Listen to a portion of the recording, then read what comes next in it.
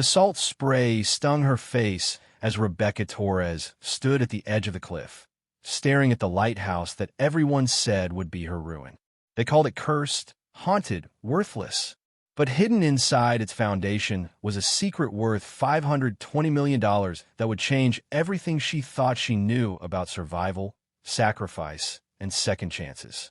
The envelope had arrived on a Tuesday in March, the kind of gray, drizzling day that made Portland feel like it was dissolving into the Pacific Ocean. Rebecca was in the middle of her second shift at Morrison's Diner, wiping down tables that never seemed to stay clean, where her phone buzzed with a notification from her email. She almost ignored it. Email during work hours usually meant bills she couldn't pay, collection notices she couldn't answer, or automated rejections from the better jobs she kept applying for and never getting. But something made her glance at the screen. Subject line, Estate Matter, Cordelia Whitman deceased. Rebecca stopped mid-wipe, the damp cloth suspended in her hand. Cordelia Whitman. The name hit her like a physical blow, dragging up memories she'd spent years trying to bury. Her grandmother's sister, Great Aunt Cordelia, who Rebecca had met exactly 3 times in her entire life, the last time when she was 14 years old. She opened the email with shaking fingers, aware that Marlene, the floor manager, was watching her from behind the counter with narrowed eyes. Personal phone use was technically forbidden, but Rebecca couldn't stop herself from reading. Dear Miss Torres, the email began. This letter is to inform you that Cordelia Whitman, resident of Mercy Point, Oregon, passed away on February 28th at the age of 87. As the executor of her estate, I am writing to inform you that you have been named as the sole beneficiary in her will. Rebecca's breath caught. Sole beneficiary. The word seemed impossible, ridiculous. Why would Cordelia leave anything to her? They'd barely known each other. Rebecca's mother had cut ties with that side of the family decades ago, some old argument that had never been explained, only referenced in bitter silence. The email continued. The estate consists primarily of real property, a lighthouse structure, and associated land located at Mercy Point. Please contact our office at your earliest convenience to discuss the transfer of ownership and associated legal requirements. A lighthouse. Cordelia had left her a lighthouse. Rebecca stood frozen in the middle of Morrison's Diner, surrounded by the clatter of plates and the murmur of lunch conversation, trying to process information that didn't make sense. She hadn't even known her great aunt owned a lighthouse. She'd known Cordelia lived somewhere on the Oregon coast, that she'd been some kind of recluse, that the family whispered about her being odd and difficult. But a lighthouse? Torres. Marlene's voice cut through her thoughts. You planning to stand there all day, or are you going to finish your section? Rebecca shoved her phone in her pocket and grabbed her cloth, but her hands were trembling. A lighthouse. Property. Something she actually owned, or would own, once the legal paperwork went through. That evening, after her shift ended at 10 p.m., Rebecca drove home to the apartment she shared with her 2 daughters in a complex that had seen better days sometime in the 1970s. The building sat in a part of Portland where the street lights worked half the time, and the sound of sirens was white noise you stopped noticing. She parked her 2004 Nissan Sentra, the one with 214,000 miles and a persistent rattle that no mechanic could diagnose without charging more than the car was worth. Apartment 2C was on the 2nd floor, up exterior stairs that were slick with rain and hadn't been properly maintained in years. Inside, her neighbor Mrs. Kowalski was sitting on the couch watching TV with both girls. Elena, who was 9, was curled up with her homework. Sophia, 7, had fallen asleep with her head on Mrs. Kowalski's lap. Mama. Elena looked up with a smile that made Rebecca's heart ache. Her daughter shouldn't be this excited just because her mother came home. That should be normal, expected, not a special event. Hey, baby. Rebecca kissed the top of Elena's head, breathing in the scent of her strawberry shampoo, the cheap kind from the dollar store that was all they could afford. How was school? Good. I got an A on my math test. That's my smart girl. Rebecca turned to Mrs. Kowalski, a widow in her 70s who watched the girls for far less money than any proper childcare would cost. Thank you so much. I'm sorry I'm late again. Hush. Mrs. Kowalski stood carefully, her arthritis making the movement slow. These angels are never trouble. But Rebecca, you look exhausted. You're working too much. Rebecca wanted to laugh or cry or both. Working too much implied there was a choice, as if she could simply decide to work less and everything would be fine. The reality was that she worked 2 jobs, sometimes 3, when she could pick up weekend catering gigs, and it still wasn't enough. After Mrs. Kowalski left, Rebecca carried Sophia to the bedroom the girls shared, tucking her into the bottom bunk with her worn stuffed elephant. Elena climbed into the top bunk without being asked, already in her pajamas. "Mom." Elena's voice was quiet in the darkness. "Are we going to have to move again?" Rebecca's stomach clenched. "What?" "No, baby. Why would you think that? I heard you on the phone last week, talking about rent." Of course she had. The apartment was tiny, sound carried through the thin walls, and Elena was too smart for her own good. Rebecca sat on the edge of the bottom bunk. "We're okay," she said, which wasn't exactly a lie, but wasn't exactly the truth either. The rent was going up in May, another $150 a month that Rebecca didn't have. She'd been looking at cheaper apartments, but cheaper meant worse neighborhoods, worse schools, further from her jobs. Every option was a calculation of which kind of struggle she could best survive. "I just worry sometimes," Elena admitted. "That's my job, not yours." Rebecca kissed her daughter's forehead through the slats of the bunk. "You just focus on getting good grades and being a kid, okay? Let me handle the grown-up stuff." But lying awake on the pull-out couch that served as her bed in the living room, Rebecca couldn't stop thinking about the email. A lighthouse. Property. Something that belonged to her, that she hadn't had to rent or borrow or scrape together pennies to afford. At 2 a.m., unable to sleep, she opened her laptop, a refurbished model held together with electrical tape and prayers, and searched for information about Mercy Point. The town was small, barely 800 people, located on a rocky stretch of Oregon coastline about 3 hours south of Portland.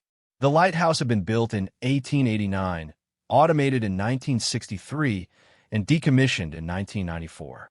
After that, it had passed through various owners until Cordelia Whitman purchased it in 1981. Rebecca found images of the lighthouse online. It was beautiful in a stark, dramatic way. White tower rising 65 feet above black volcanic rocks. Red roof keeper's house attached to the base, surrounded by wild grass and wind-bent trees. The ocean crashed against the rocks in every photo, sending up plumes of white spray. But when she searched for recent images, she found why her inheritance might not be the blessing it seemed. Every photograph from the last decade showed the lighthouse in decay. Paint peeling from the tower. Windows boarded up. The keeper's house sagging on its foundation. One article from 2019 referred to it as the eyesore of Mercy Point and mentioned ongoing disputes about whether it should be demolished or restored. Rebecca's heart sank. She'd inherited a ruin. A beautiful, historically significant ruin that probably needed hundreds of thousands of dollars in repairs she couldn't afford. Still, it was something. It was property. And maybe, just maybe, she could sell it to someone who had the money to restore it properly. Use whatever she got to put a down payment on a small house for her and the girls. Give them stability, space, a yard where they could play.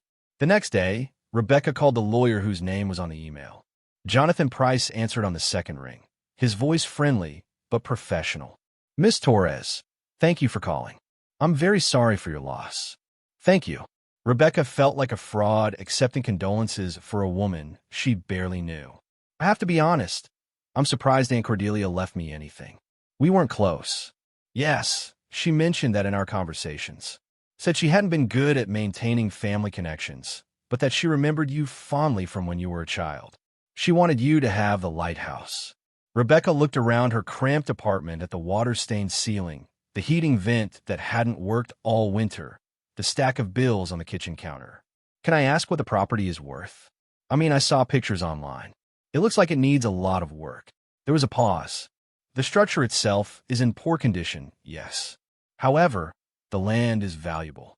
Oceanfront property, even in that condition, typically sells for $200,000 to $300,000 in that area. Though I should warn you, there are some complications." Of course there were. What kind of complications? The Lighthouse is on the National Register of Historic Places, which means any modifications require special permits. There are also back property taxes owed, about $18,000. And the town has been pressuring owners to either restore the structure or demolish it. There's a pending code enforcement action. Rebecca felt her brief hope deflating. $18,000 in back taxes. Code enforcement. Historic preservation requirements.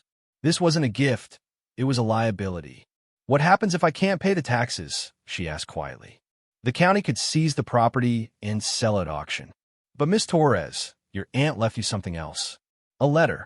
She asked me to give it to you in person when you came to sign the transfer paperwork. Would you be available to meet at my office in Mercy Point next week? Rebecca thought about her work schedule, about asking for time off from jobs that barely tolerated her existence. But curiosity pulled at her. A letter from Cordelia. Maybe an explanation. Maybe something that would make sense of this strange inheritance. I could do next Saturday, she said. Perfect. I'll see you then. That Saturday, Rebecca woke at 5 a.m., left the girls with Mrs. Kowalski, who had agreed to watch them for the whole day, and drove south on Highway 101 as the sun rose over the Cascade Mountains. The coast highway was beautiful in the early morning light, winding through forests and along cliff edges where the ocean stretched to the horizon. Mercy Point appeared suddenly around a curve, a small cluster of buildings clinging to the rocky coastline. One main street, a few shops, a post office, a diner called the Saltwater Cafe. And at the northern edge of town, visible from the highway, the lighthouse stood on its promontory, stark white against the gray morning sky. Even from a distance, Rebecca could see the decay. The tower's paint was mottled with rust stains. Several windows in the keeper's house were broken or boarded up. The property was surrounded by a chain-link fence posted with no trespassing signs. She found Jonathan Price's office above a real estate agency on Main Street. He was younger than she'd expected, maybe 40, with kind eyes and a firm handshake. Miss Torres, thank you for making the drive. He gestured to a chair across from his desk. Can I get you coffee? Please. While he poured from a pot that looked like it had been brewing since dawn, Rebecca noticed a manila folder on his desk labeled Whitman Estate. Jonathan handed her the coffee and sat down. I'm going to be direct with you because I think you deserve honesty. The Lighthouse property is complicated. Your aunt lived there for 40 years, mostly alone. She was something of a local character. People respected her, but nobody really knew her. She kept to herself. That sounds like the family stories I heard. After she died, I was appointed to handle the estate. The property has significant value, but also significant liabilities. The town council would prefer the lighthouse be demolished. It's been a point of contention for years. But your aunt was adamant in her will that it not be torn down. Rebecca wrapped her hands around the coffee cup, feeling its warmth. Why did she leave it to me? I barely knew her. Jonathan opened the folder and pulled out an envelope. Rebecca's name was written on it in shaky handwriting. She gave this to me 6 months before she died. Said you're the only family member who might understand. He slid the envelope across the desk. I'll give you privacy to read it. He left the office, closing the door softly behind him. Rebecca stared at the envelope for a long moment before opening it. The letter inside was written on lighthouse stationery, the letterhead showing a detailed drawing of the tower. Dear Rebecca, it began. We met 3 times in your life, and each time I saw something in you that reminded me of myself at your age. A stubbornness, a refusal to accept what others said was inevitable, a belief that you could make something of yourself despite where you came from. I know your mother never explained why we stopped speaking. The truth is simple and sad. I chose this lighthouse over family gatherings.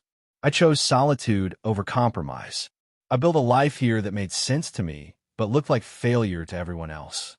I'm leaving you the lighthouse not because it's valuable, though it is, but because I believe you'll see what others can't.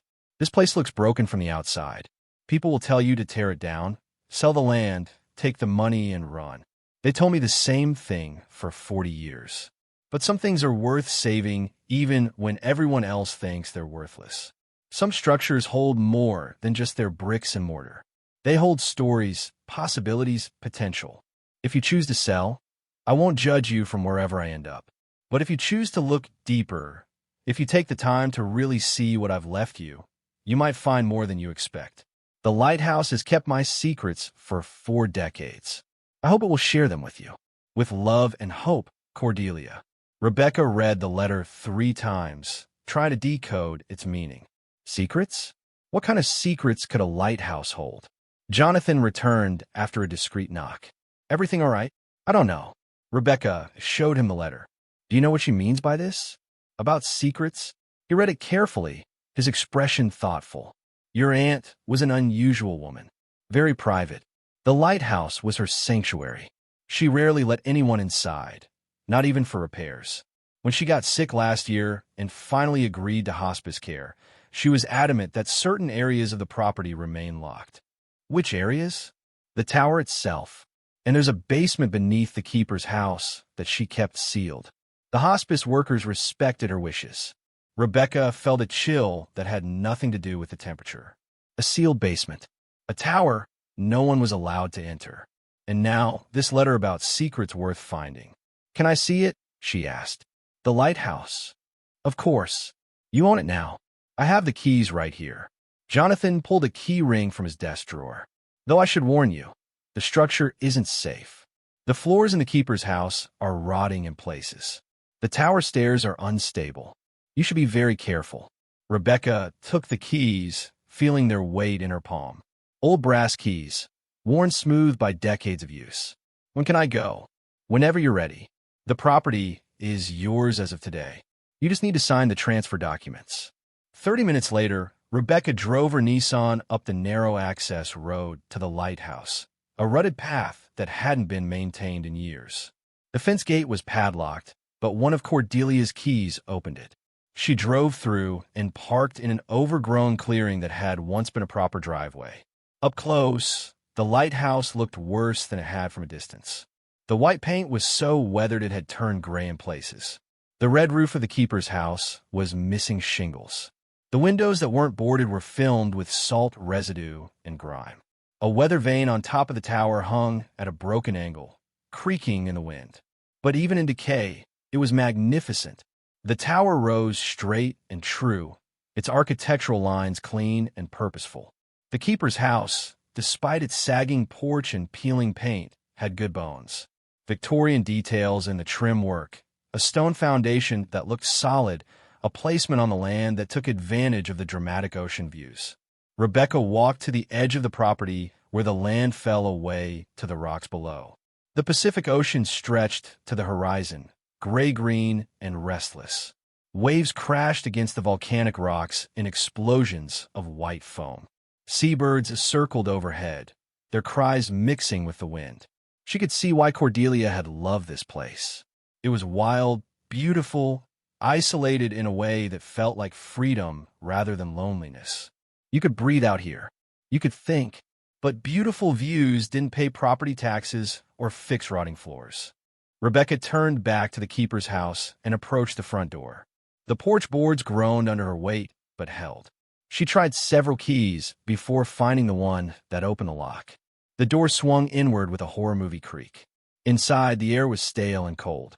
Weak March sunlight filtered through dirty windows, illuminating a space frozen in time. The main room was cluttered but not dirty.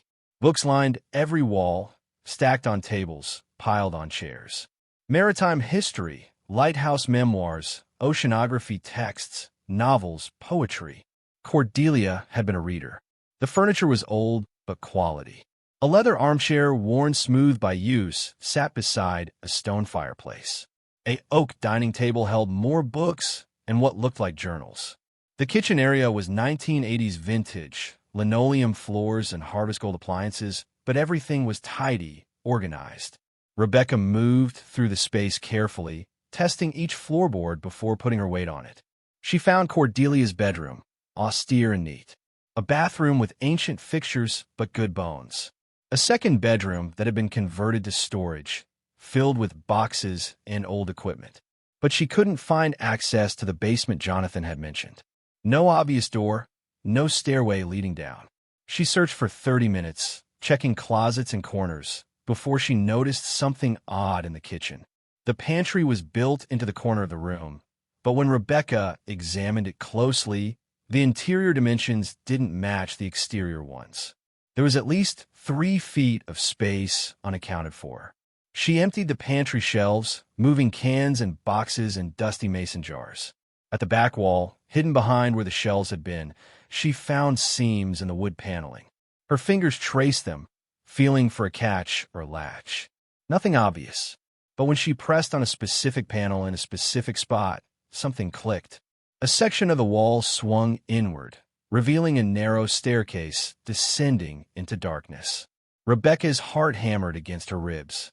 She pulled out her phone and turned on the flashlight, its beam cutting through the dark below. Stone steps, steep and narrow, leading down to a space she couldn't see from the top. Every instinct screamed that this was dangerous, that she should leave and come back with proper lighting and maybe another person. But Cordelia's letter echoed in her mind. If you take the time to really see what I've left you, you might find more than you expect. Rebecca descended into the darkness, one careful step at a time. The temperature dropped as she went down. The air smelled of stone and salt and something else, something that might have been old paper or fabric. At the bottom, her flashlight beam swept across a space that made her gasp out loud. It wasn't a basement. It was a vault. The room was perhaps 30 feet by 20 feet, with walls of fitted stone and a ceiling supported by wooden beams. But what filled the space was impossible to process all at once. Display cases, dozens of them, arranged throughout the room with obvious care and intention. And inside those cases, things that caught the light from her phone and gleamed with a beauty that seemed out of place in this hidden chamber. Rebecca moved closer to the nearest case, her hand shaking. Inside was a collection of coins, not regular coins, but ancient ones, gold and silver pieces arranged on velvet backing. Small printed cards identified them.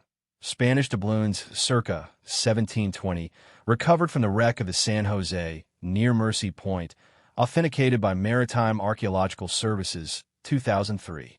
The next case held jewelry. Not costume jewelry, but pieces that looked like they belonged in a museum.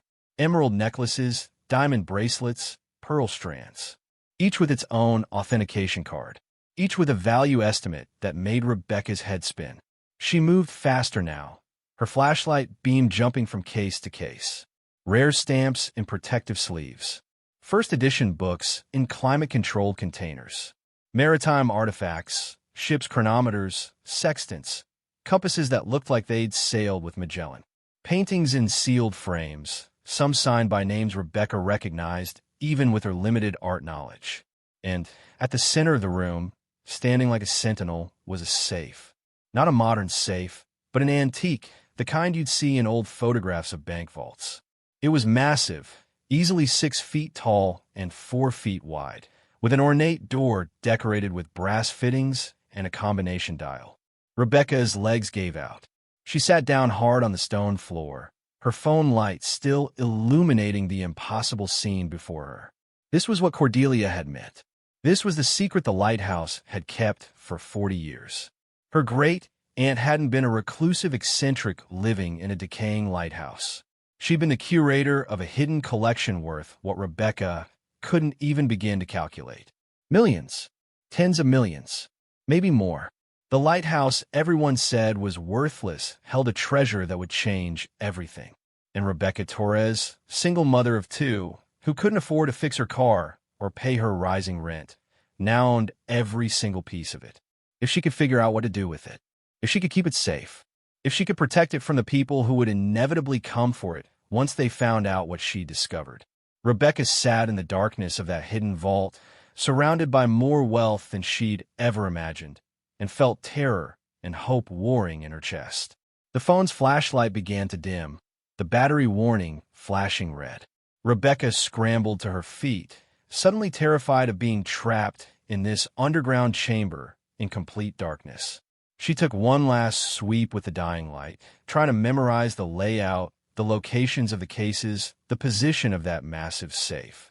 Then she climbed the stairs quickly, her breath coming in short gasps that had nothing to do with physical exertion. At the top, she sealed the hidden door behind her, replaced the pantry shelves, and stood in the kitchen trying to process what she'd just seen. Spanish doubloons, authenticated maritime artifacts, first edition books, jewelry that belonged to museums, and that safe, locked and waiting, probably holding even more treasures. Her hands shook so badly, she had to set her phone down on the counter. The battery was at 3%. She needed to leave, get back to Portland, pick up her daughters, think about this rationally. But rational thought felt impossible. Her mind kept circling back to the same impossible fact. She owned this. All of it. What did she? Cordelia's will had left her the lighthouse, but had it mentioned the contents? What if there were legal complications? What if the collection had been acquired illegally? What if someone else had a claim to it? Rebecca forced herself to take deep breaths to slow her racing heart. She couldn't panic. She couldn't make mistakes. She had to be smart about this, methodical, careful. She locked the keeper's house behind her and walked back to her car on legs that felt disconnected from her body. The March wind whipped her hair across her face, carrying the salt spray and the cries of seabirds. The lighthouse tower loomed above her, stark white against the gray sky, keeping its secrets the way it had for decades. The drive back to Portland passed in a blur. Rebecca barely remembered getting on the highway, barely registered the coastal forests and small towns she drove through. Her mind was in that vault, cataloging what she'd seen, trying to calculate value, trying to understand how Cordelia had assembled such a collection.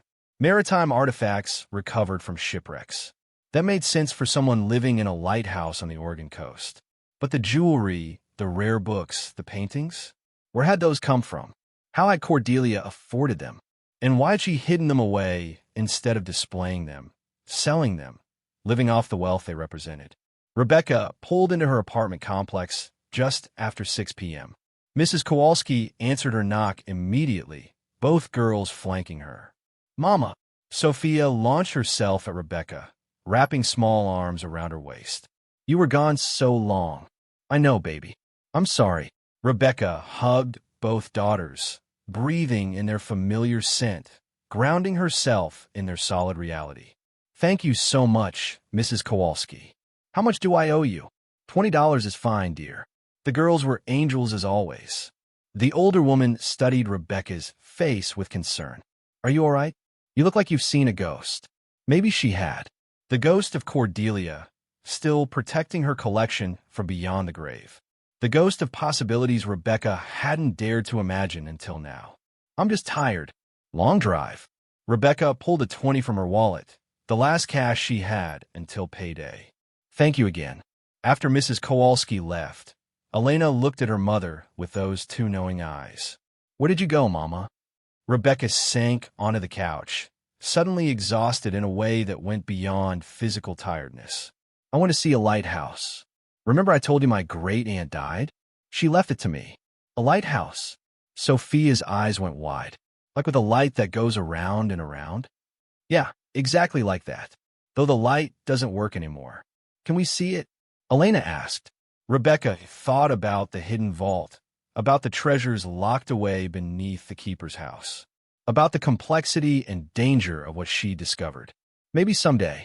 It needs a lot of fixing up first. That night, after the girls were asleep, Rebecca sat at the cramped kitchen table with her laptop and searched for information about Cordelia Whitman. She'd done basic searches before, but now she dug deeper, looking for anything that might explain the collection. What she found surprised her. Cordelia hadn't been some wealthy heiress or successful businesswoman. She'd worked as a marine salvage consultant for 30 years, specializing in locating and recovering artifacts from historical shipwrecks along the Oregon coast. She'd been respected in her field, even renowned, though she'd retired in 2011. Rebecca found old articles about recoveries Cordelia had been involved with. A Spanish galleon that sank in 1693, an American merchant vessel from 1851, a Chinese junk that had gone down in 1867. Each recovery had yielded artifacts, many of which had been donated to maritime museums. But apparently not all of them. Cordelia had legally purchased salvage rights to numerous wrecks over the decades.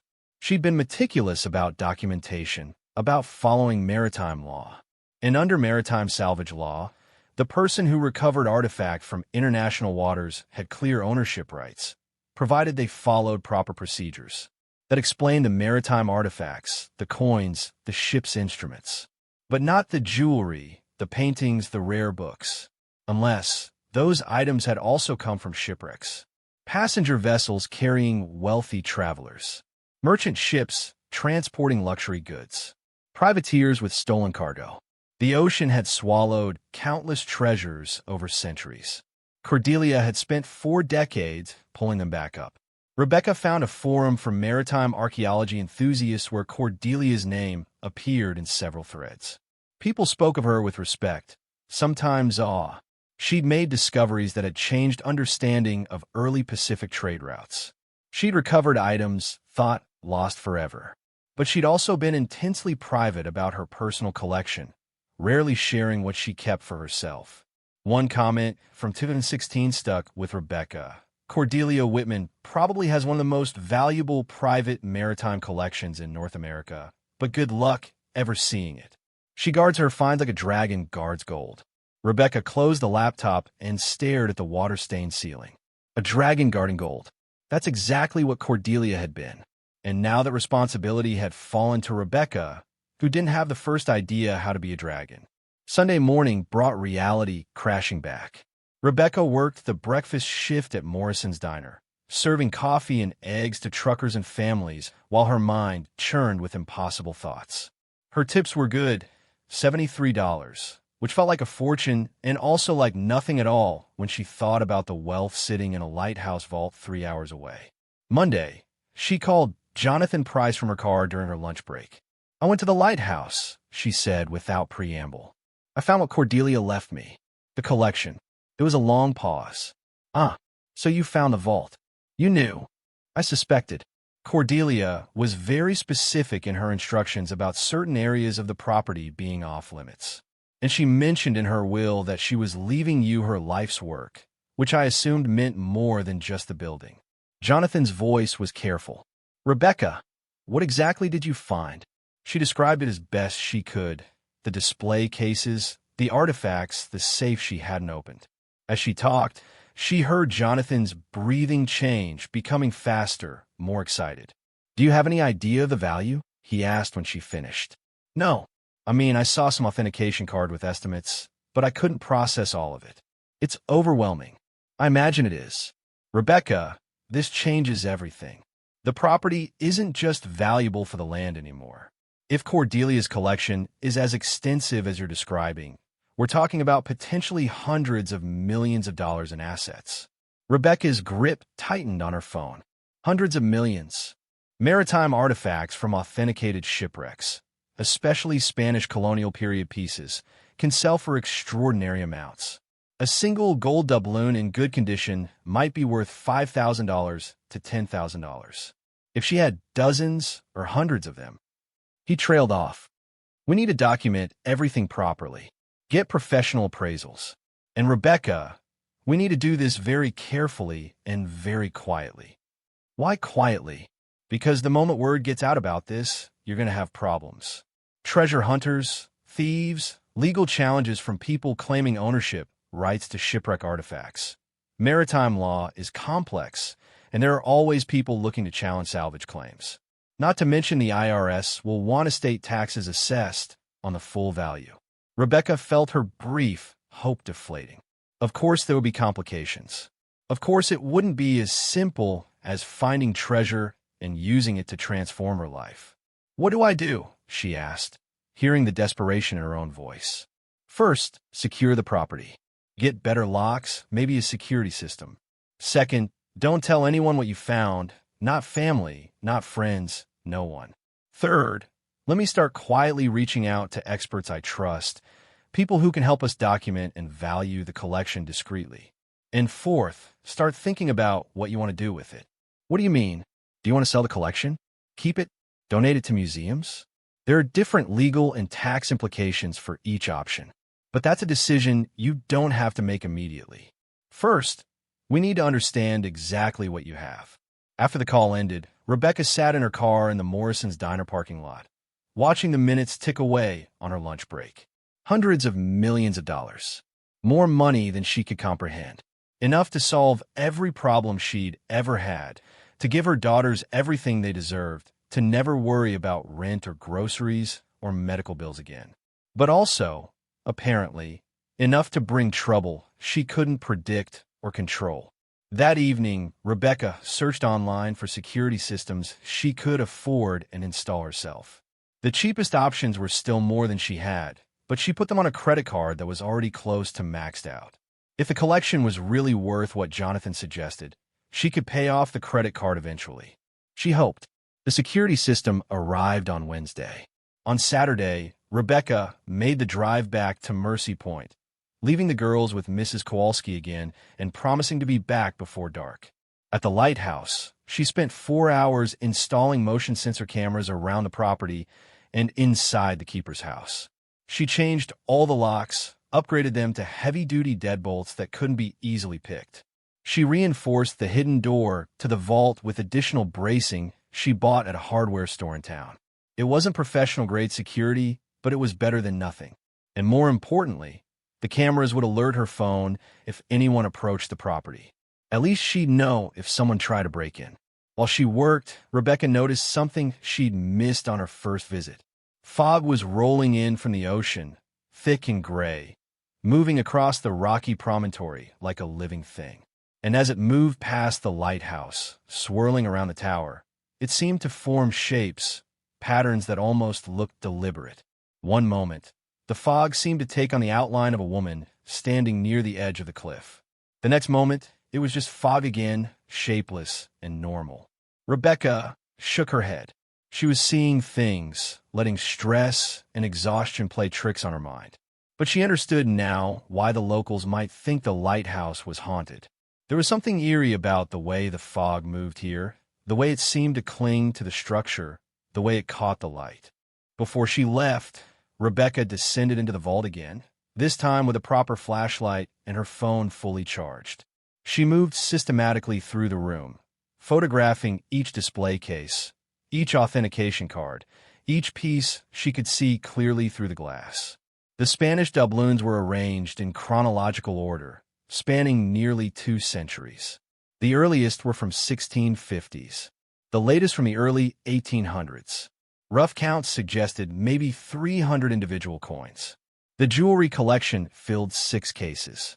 Rebecca photographed emerald necklaces that looked like they belonged to royalty, diamond bracelets that caught the light like captured stars, pearl strands that glowed with an inner luminescence.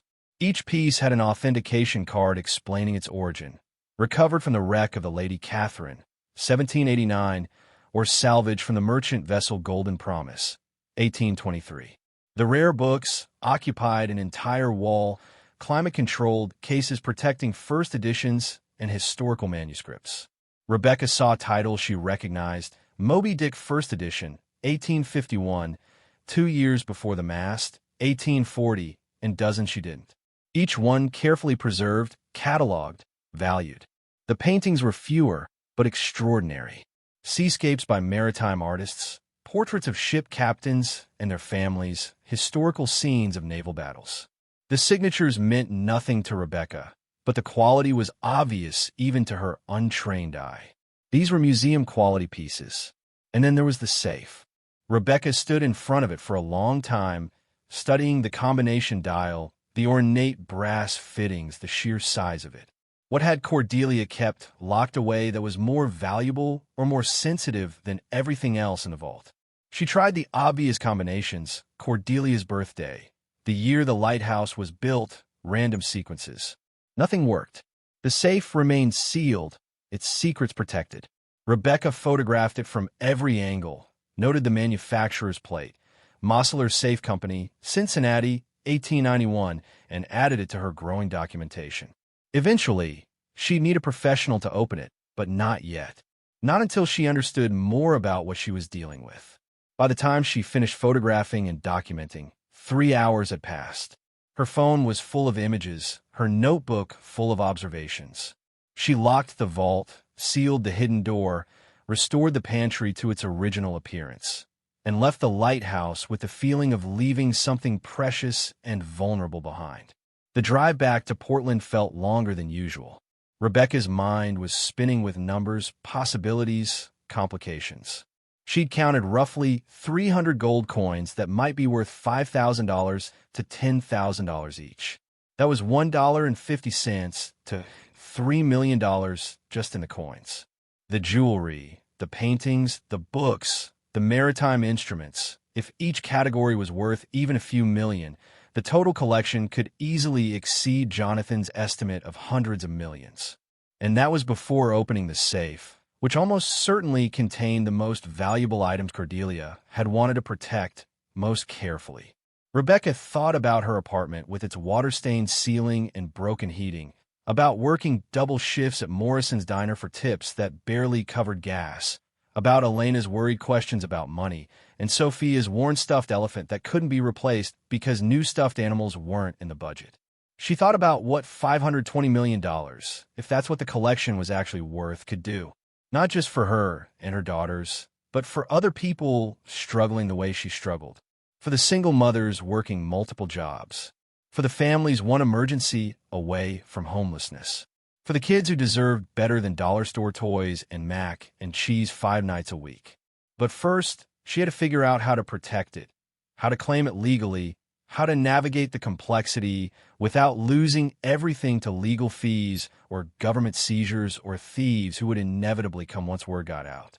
Monday morning, Jonathan called with an update. I've reached out to Dr. Sarah Chun. She's a maritime archaeologist at Oregon State. I've worked with her on estate cases before, and she's discreet. I describe what you found in general terms, without giving specific details or locations. She's very interested in examining the collection. Can we trust her? I trust her. But Rebecca, at some point, you're going to have to trust someone. You can't document and value a collection this size alone. You need experts. Rebecca knew he was right, but the thought of letting anyone else into that vault made her stomach clench. Okay, when can she come? She's available next weekend.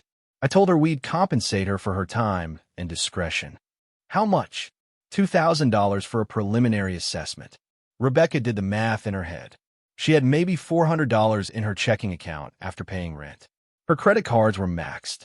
She'd sold her grandmother's wedding ring months ago for extra cash. Where was she supposed to get $2,000? I don't have it, she admitted, the shame of saying it out loud burning her throat. There was a pause. Then Jonathan said gently, Rebecca, you own a collection potentially worth hundreds of millions of dollars. I think we can arrange a small loan against the estate to cover immediate expenses. I'll front the money personally and we'll settle it later. The kindness in his voice made tears prick at Rebecca's eyes. She wasn't used to kindness from people in authority, from lawyers and landlords and managers who usually treated her like an inconvenience or a problem to be managed. Thank you, she whispered. We're in this together now. I'll arrange for Dr. Chun to meet us at the Lighthouse Saturday at 10 a.m. That week was the longest of Rebecca's life. She went through the motions of her jobs, serving tables at Morrison's, stocking shelves at the grocery store where she'd picked up evening shifts, coming home to her daughters, and pretending everything was normal. But nothing was normal. She'd wake in the middle of the night thinking about the vault, about the treasures sitting unguarded in a decaying lighthouse 3 hours away. She'd check her phone obsessively, monitoring the security camera feeds, jumping at every notification. Elena noticed. Mama, you keep looking at your phone. Just work stuff, baby. You look scared. Rebecca pulled her daughter close. Not scared, just thinking about grown-up things. But it's going to be okay. I promise. She hoped it was a promise she could keep. Friday night, Rebecca lay awake on the pull-out couch, staring at shadows on the ceiling. Tomorrow, she'd bring Dr. Chun to the lighthouse. Tomorrow, she'd learn whether Cordelia's collection was truly as valuable as Jonathan suspected, or whether her hopes were built on inflated estimates and wishful thinking. And tomorrow, she'd take the first step toward a future she couldn't quite imagine, but desperately needed to believe in. Saturday morning arrived cold and gray, typical March weather on the Oregon coast. Rebecca left Portland at 7 a.m., driving through rain that turned to fog as she approached Mercy Point. The lighthouse appeared through the mist like something from a dream, the white tower barely visible, the keeper's house dark against the gray sky. Jonathan Price was already there, his sedan parked near the entrance gate. Beside him was a woman in her 40s, Asian American, wearing practical clothes and carrying a professional camera and equipment cases. Rebecca Torres, this is Dr. Sarah Chun. Jonathan made the introductions. Dr. Chun extended her hand with a warm smile. Thank you for trusting me with this. Jonathan's been very mysterious about what you've found, but based on his descriptions, I'm extremely intrigued. Rebecca shook her hand, trying to project confidence she didn't feel. It's more than intriguing. I don't even know how to describe it. Show me. Rebecca led them through the keeper's house, past the cluttered bookshelves and Cordelia's tidy kitchen, to the hidden door behind the pantry. Dr. Chun watched with growing excitement as Rebecca revealed the entrance to the vault. Clever, Dr. Chun murmured. Very clever. Most people wouldn't think to look for hidden spaces in a structure this old. They descended the stone stairs into the vault. Rebecca had set up battery-powered work lights earlier in the week, so the space was properly illuminated for the first time. In the bright light, the collection looked even more impressive than it had in darkness. Dr. Chin stopped at the bottom of the stairs and stood perfectly still, her mouth slightly open. Then she whispered something that sounded like a prayer or curse in Mandarin and moved toward the nearest display case. For the next 4 hours, she examined the collection with meticulous care. She photographed everything, made detailed notes, used a jeweler's loupe to inspect coins and gems, consulted reference books she'd brought. She handled each revelation with professional excitement that occasionally broke through into pure awe. These Spanish reals, she said, pointing to one case of coins. This is one of the most complete collections I've ever seen outside a museum. The dates, the mint marks, the condition. Rebecca, do you understand what you have here? I'm starting to. Dr. Chun moved to the jewelry. Maritime salvage, obviously. But pieces like this emerald necklace, this would have belonged to someone of significant wealth. Probably Spanish nobility traveling to or from the colonies.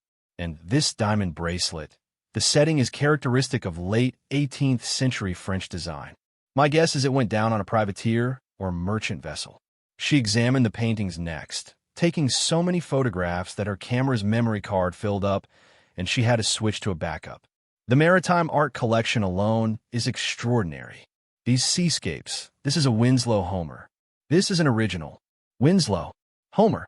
Rebecca didn't know who that was, but Dr. Chin's tone made it clear she should be impressed. And these books. Dr. Chin's hands literally shook as she examined the rare books through their protective cases. First edition Melville, Dana, Conrad, London. Complete sets of early maritime journals. Logbooks from actual 18th century voyages. Rebecca, some libraries would commit crimes to have this collection. By early afternoon, Dr. Chun had examined everything except the safe. She stood in front of it, running her hands over the ornate brass fittings. Have you tried to open it? I don't have the combination. No notes from Cordelia? No hints. Rebecca thought about the letter Cordelia had left, about the strange phrasing. The Lighthouse has kept my secrets for 4 decades. She said the Lighthouse would share its secrets, but I don't know what she meant. Dr. Chun studied the safe thoughtfully. The manufacturer's plate says 1891. These old Mosseler safes were built like fortresses, but they were also designed with elegance. See this brass work? These decorative elements? Sometimes, the safe itself holds clues. She pulled out her phone and started photographing the brass fittings in detail, zooming in on decorative elements that Rebecca had assumed were purely aesthetic. Then she paused, her eyes widening. Rebecca, look at this. She pointed to the brass decoration on the safe's door. What had appeared to be simple scrollwork was actually something more deliberate. Numbers, hidden within the decorative pattern. These aren't random designs. They're incorporated numbers. See here? That's an 8. And this is a 5. And here, maybe a 3. Rebecca leaned closer. Once Dr. Chun pointed it out, she could see it. The brass scrollwork wasn't just decoration. It was a code, numbers disguised as ornamental flourishes. Together, they identified all the numbers. 8, 5, 3, 1, 8, 8, 9. 8, 5, 3, 1, 8, 8, 9, Dr. Chin said. Could be a date. Dates were common combinations for these old safes. The Lighthouse was built in 1889, Rebecca said. Let's try it. Dr. Chin's hands were steady as she turned the combination dial. Right to 8, left to 5, right to 3, continuing the sequence. The last number clicked into place. Dr. Chun turned the wheel handle. It moved smoothly, mechanisms inside the safe releasing with a series of heavy metallic sounds. The door swung open. Inside, the safe was fitted with custom shelving, each shelf holding items wrapped in protective cloth and sealed in archival boxes. Dr. Chun carefully removed the first box and opened it. Inside was a necklace that made the other jewelry in the vault look like costume pieces.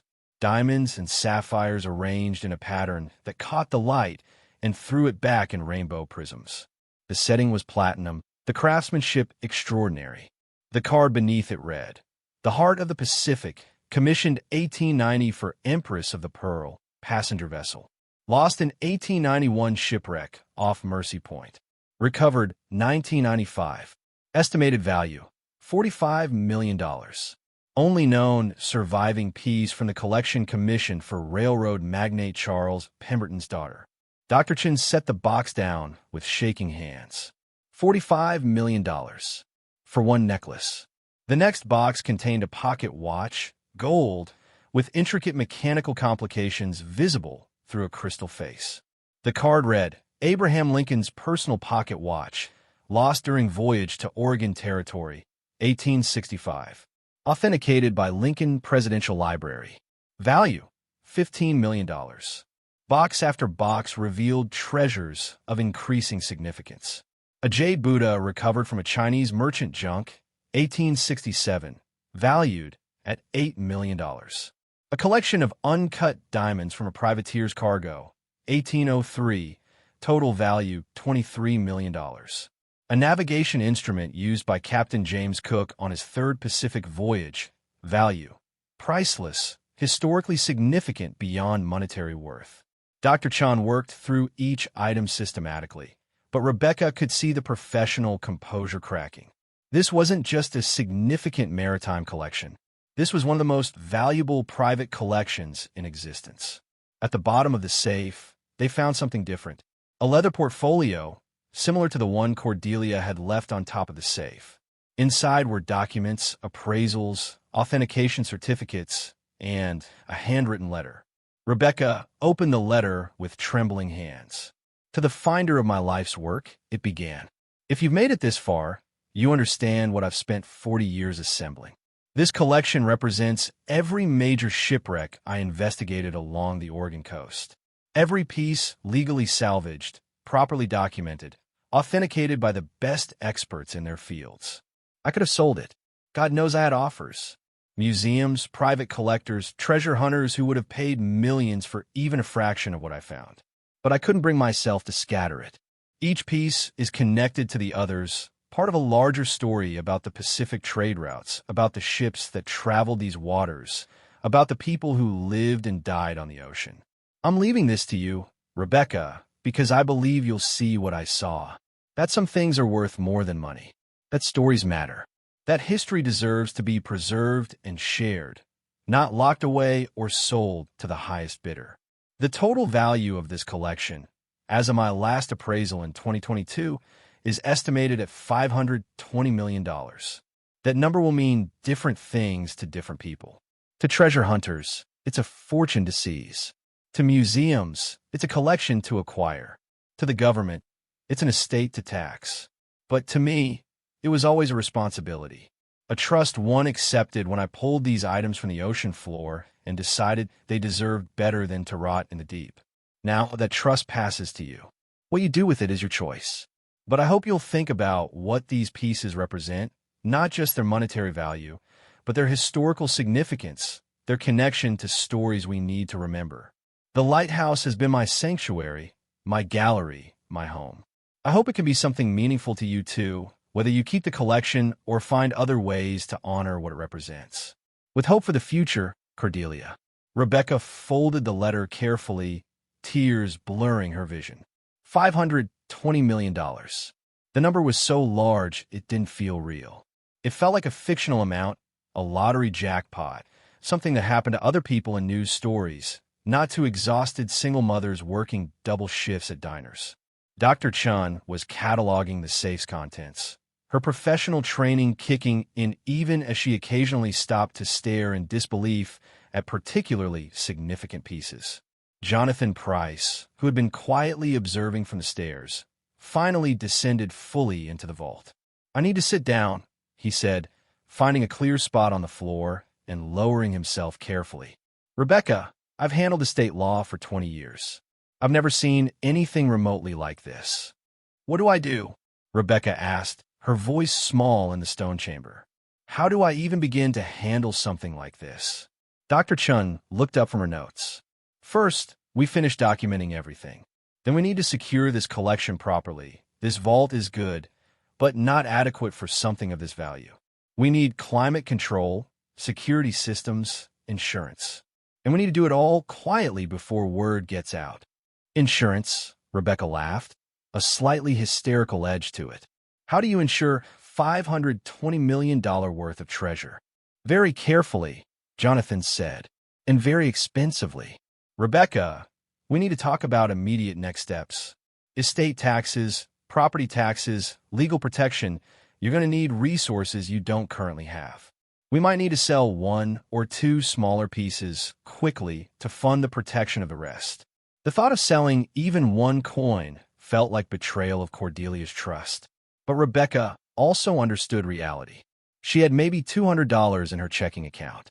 She couldn't protect a $520 million collection on a diner waitress's salary. "Which pieces could we sell quickly?" she asked. Dr. Chun consulted her notes. Some of the Spanish reels, the more common dates, would sell easily at auction for $5,000 to $8,000 each. Not the rare ones, but you have several dozen that are valuable but not unique. Selling 20 of them would raise $100,000 to $150,000, enough to fund security upgrades and legal expenses while we figure out the larger strategy. It made sense. It hurt to think about, but it made sense. "Okay," Rebecca said. "We sell some coins. We upgrade security. And then what?" "Then you make a choice," Jonathan said. "Keep the collection, sell it, donate it to museums, or some combination. But you don't have to decide today. First, we protect what you have. Everything else can wait."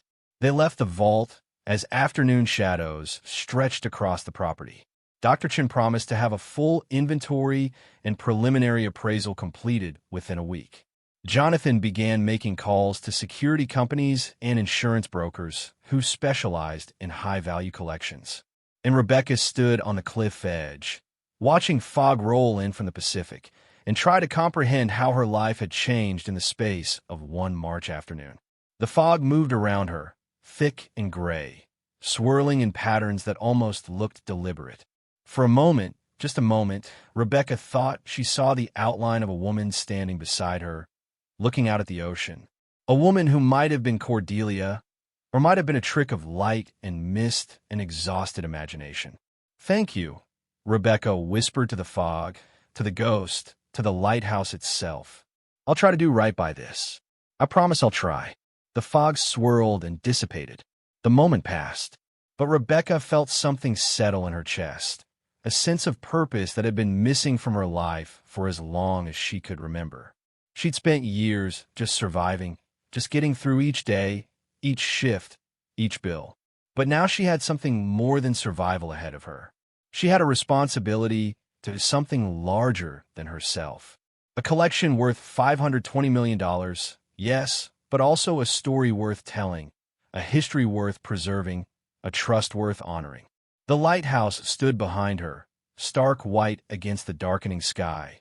No longer just a decaying structure everyone called cursed. It was a vault of wonders, a repository of stories, a gift from a woman who had believed Rebecca would see its true value. And as the first stars appeared in the clearing sky and the lighthouse beam, long dark, seemed to glow faintly in Rebecca's imagination, she understood that finding the treasure was only the beginning. The real challenge would be protecting it, sharing it, making sure it meant something beyond just making her rich. But for the first time in her adult life, Rebecca Torres felt like she might actually be capable of rising to a challenge. Not because she was brave or strong or particularly wise, but because she had no other choice. The Lighthouse had chosen her. Cordelia had chosen her. And now she had to prove worthy of that choice. The news broke on a Wednesday morning in early April, 2 weeks after Dr. Chen's preliminary assessment. Rebecca was at Morrison's Diner, refilling coffee cups during the breakfast rush, when her phone started buzzing with notifications. Text messages, missed calls, news alerts, all flooding in so fast her phone froze for a moment under the digital assault. She stepped into the kitchen, ignoring Marlene's disapproving glare, and opened the first notification. It was for Jonathan Price, just 3 words, "Call me immediately." The second was a news alert from a Portland media outlet. Local woman inherits $520 million treasure trove in coastal lighthouse. Rebecca's hands went numb. The phone nearly slipped from her grip.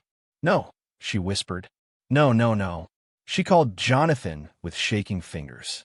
He answered on the first ring, his voice tight with controlled frustration. "Rebecca, I'm so sorry. Someone leaked the story. We're not sure who yet, but it's everywhere.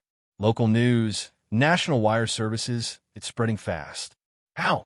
We were careful. We were so careful." "I know. Dr. Chen swears it wasn't her. I certainly didn't say anything.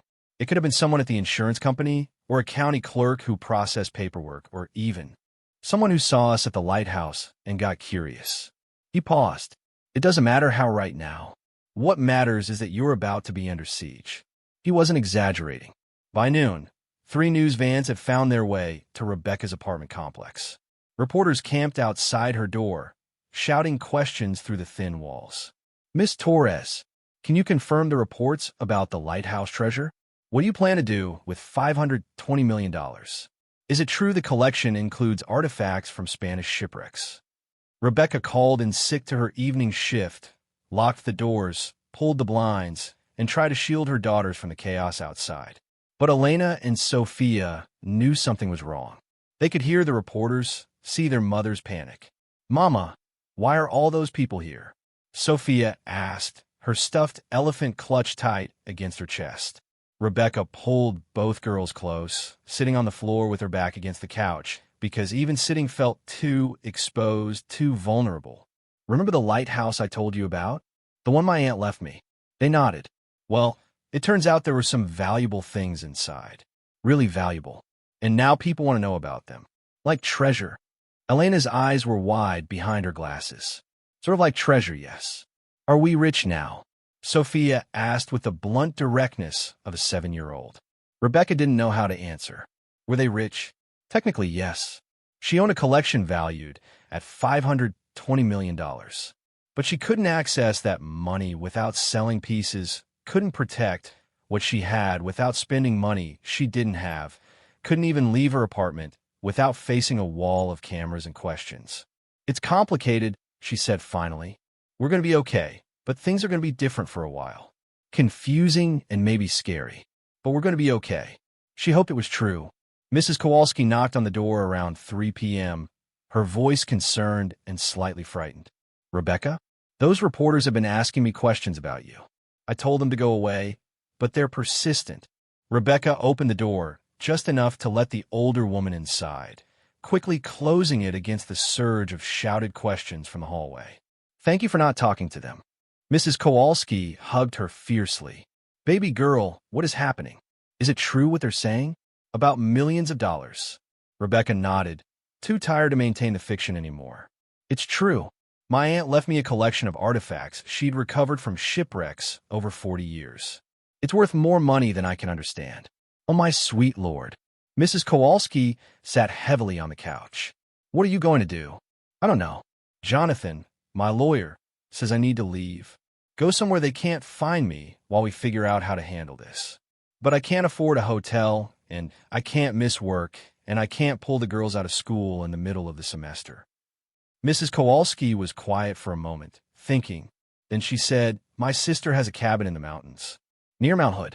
It's remote, no neighbors, off the grid mostly. She only uses it in summer. You could stay there, all of you, until this dies down. I can't ask you to. You're not asking. I'm offering. And Rebecca, I think you need to accept help when it's given. Pride is fine, but safety matters more. That evening, after the reporters had been dispersed by building security and threats of trespassing charges, Rebecca packed bags for herself and the girls. Clothes, school books, the few precious things they owned that couldn't be replaced. She felt like a fugitive, fleeing in the night from something she'd done nothing wrong to deserve. Jonathan met them in the apartment complex parking lot at midnight, his car idling with the lights off. He drove them in silence through sleeping Portland streets, up into the foothills of Mount Hood, where the city lights faded and the darkness became complete. Mrs. Kowalski's sister's cabin was exactly as promised, remote, rustic, heated by a wood stove and lit by propane lamps. There was no cell service, no internet, no way for the outside world to reach them. "You'll be safe here," Jonathan said as he helped carry their bags inside. "I'll come check on you in a few days." In the meantime, Dr. Chun is working on the authentication documentation. "We've hired a security firm to watch the lighthouse around the clock.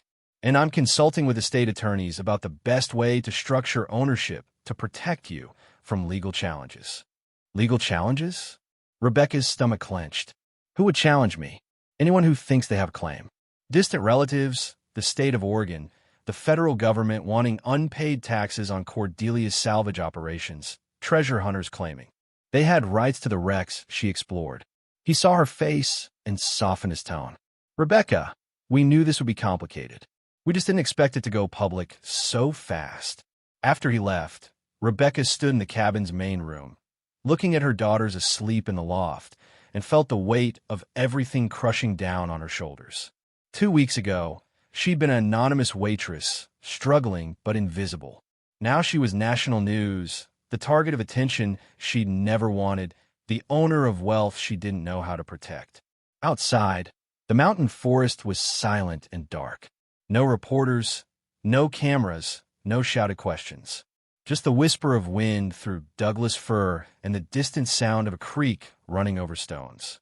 Rebecca made coffee on the propane stove and sat at the cabin's rough wooden table with the journals and documents she'd taken from the lighthouse. Cordelia's personal writings, her salvage logs, her careful records of every recovery operation. Reading them in the lamplight, Rebecca began to understand her great-aunt better. Cordelia hadn't been collecting treasures for wealth or status. She'd been preserving history, recovering stories that would have been lost forever to the ocean's depths. Each salvage operation was detailed with scientific precision. The coordinates of the wreck, the historical background of the vessel, the methods used to locate and recover artifacts, the condition of each piece, the conservation work required. It was the work of someone who cared deeply about preservation, about accuracy, about honoring the past. One entry from 1995 caught Rebecca's attention.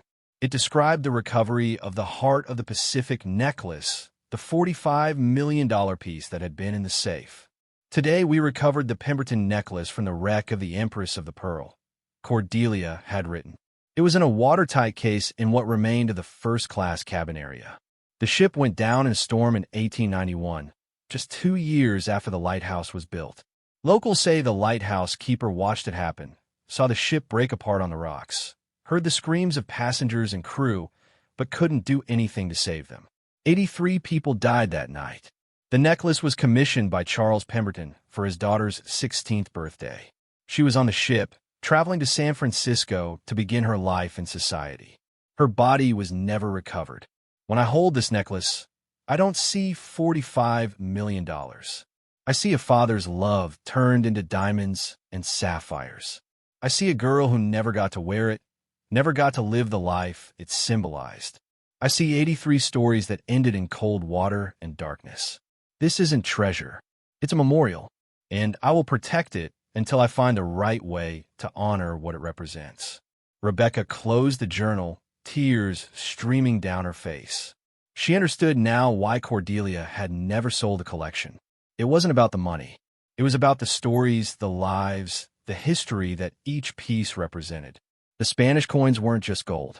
They were evidence of colonial trade routes, of the people who had worked in New World mines, of the sailors who had transported wealth across oceans. The jewelry wasn't just valuable gems. It was personal treasure, loved and worn by people whose names had been lost to time. The navigation instruments weren't just antiques. They were tools that had guided ships through unknown waters, that had brought explorers to new lands, that had connected the world in ways that seemed magical before they became commonplace. Every piece in the vault had a story. Every story deserved to be told. And somehow, impossibly, that responsibility now belonged to Rebecca. The next morning, Elena woke first and found her mother still sitting at the table, surrounded by journals and documents, the propane lamp burning low. "Mama, did you sleep at all?" Rebecca looked up, realizing dawn light was filtering through the cabin's small windows. She'd been reading all night. "Not really, baby. I got caught up in these journals." Elena sat beside her, peering at Cordelia's handwriting. "What do they say?" "They tell stories about ships that sank a long time ago, and the people on them, and the things they carried." Rebecca put her arm around her daughter. "Want to hear one?" Elena nodded, leaning against her mother's shoulder. Rebecca chose an entry from 1987 about a merchant vessel called the Golden Promise that had gone down in 1823. Cordelia had recovered a collection of personal letters from a sealed trunk, correspondence between a young couple separated by the husband's naval service. The letters were in remarkable condition, Rebecca read aloud. Sealed in wax and stored in a leather case that had remained watertight for 164 years. Reading them was like traveling through time. The wife, Sarah Blackwood, wrote about their infant daughter, about the garden she was planting, about her loneliness and hope. The husband, Captain James Blackwood, wrote about storms and foreign ports and his desperate desire to return home. The last letter was dated 3 days before the ship sank. Captain Blackwood wrote, "My dear Sarah, I'm coming home at last. This voyage has been long and profitable, and after this, I will never leave you again. Tell our daughter her father loves her and will bring her gifts from Canton. I will be home by summer." He never made it home. The ship went down in a spring storm. No survivors. Sarah Blackwood waited for a husband who would never return, raising their daughter alone, probably never knowing exactly what happened or where he died. I recovered the captain's pocket watch along with the letters. I imagine it was in his hand when the ship went down, checking the time, calculating when he'd reach port and see his family again. The watch stopped at 3:47. That's when his story ended. Elena was quiet when Rebecca finished reading.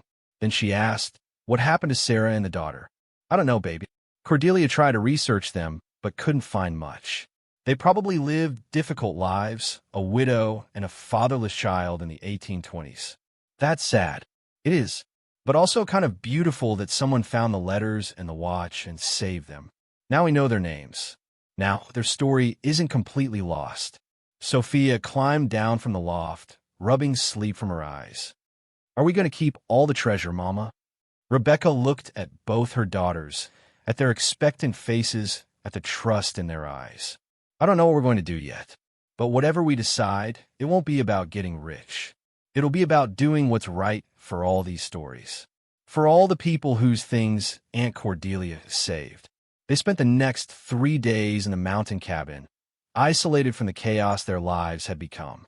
Rebecca homeschooled the girls using books from the cabin's shelves and lessons she created from Cordelia's journals. Elena became fascinated with maritime history, asking questions about ships and navigation that Rebecca had to research in the old encyclopedia set Mrs. Kowalski's sister had left behind. Sophia decided she wanted to be a treasure keeper when she grew up, like Aunt Cordelia, and spent hours drawing pictures of ships and lighthouses and imaginary artifacts. Rebecca read through every journal, learning the story behind each major piece in the collection.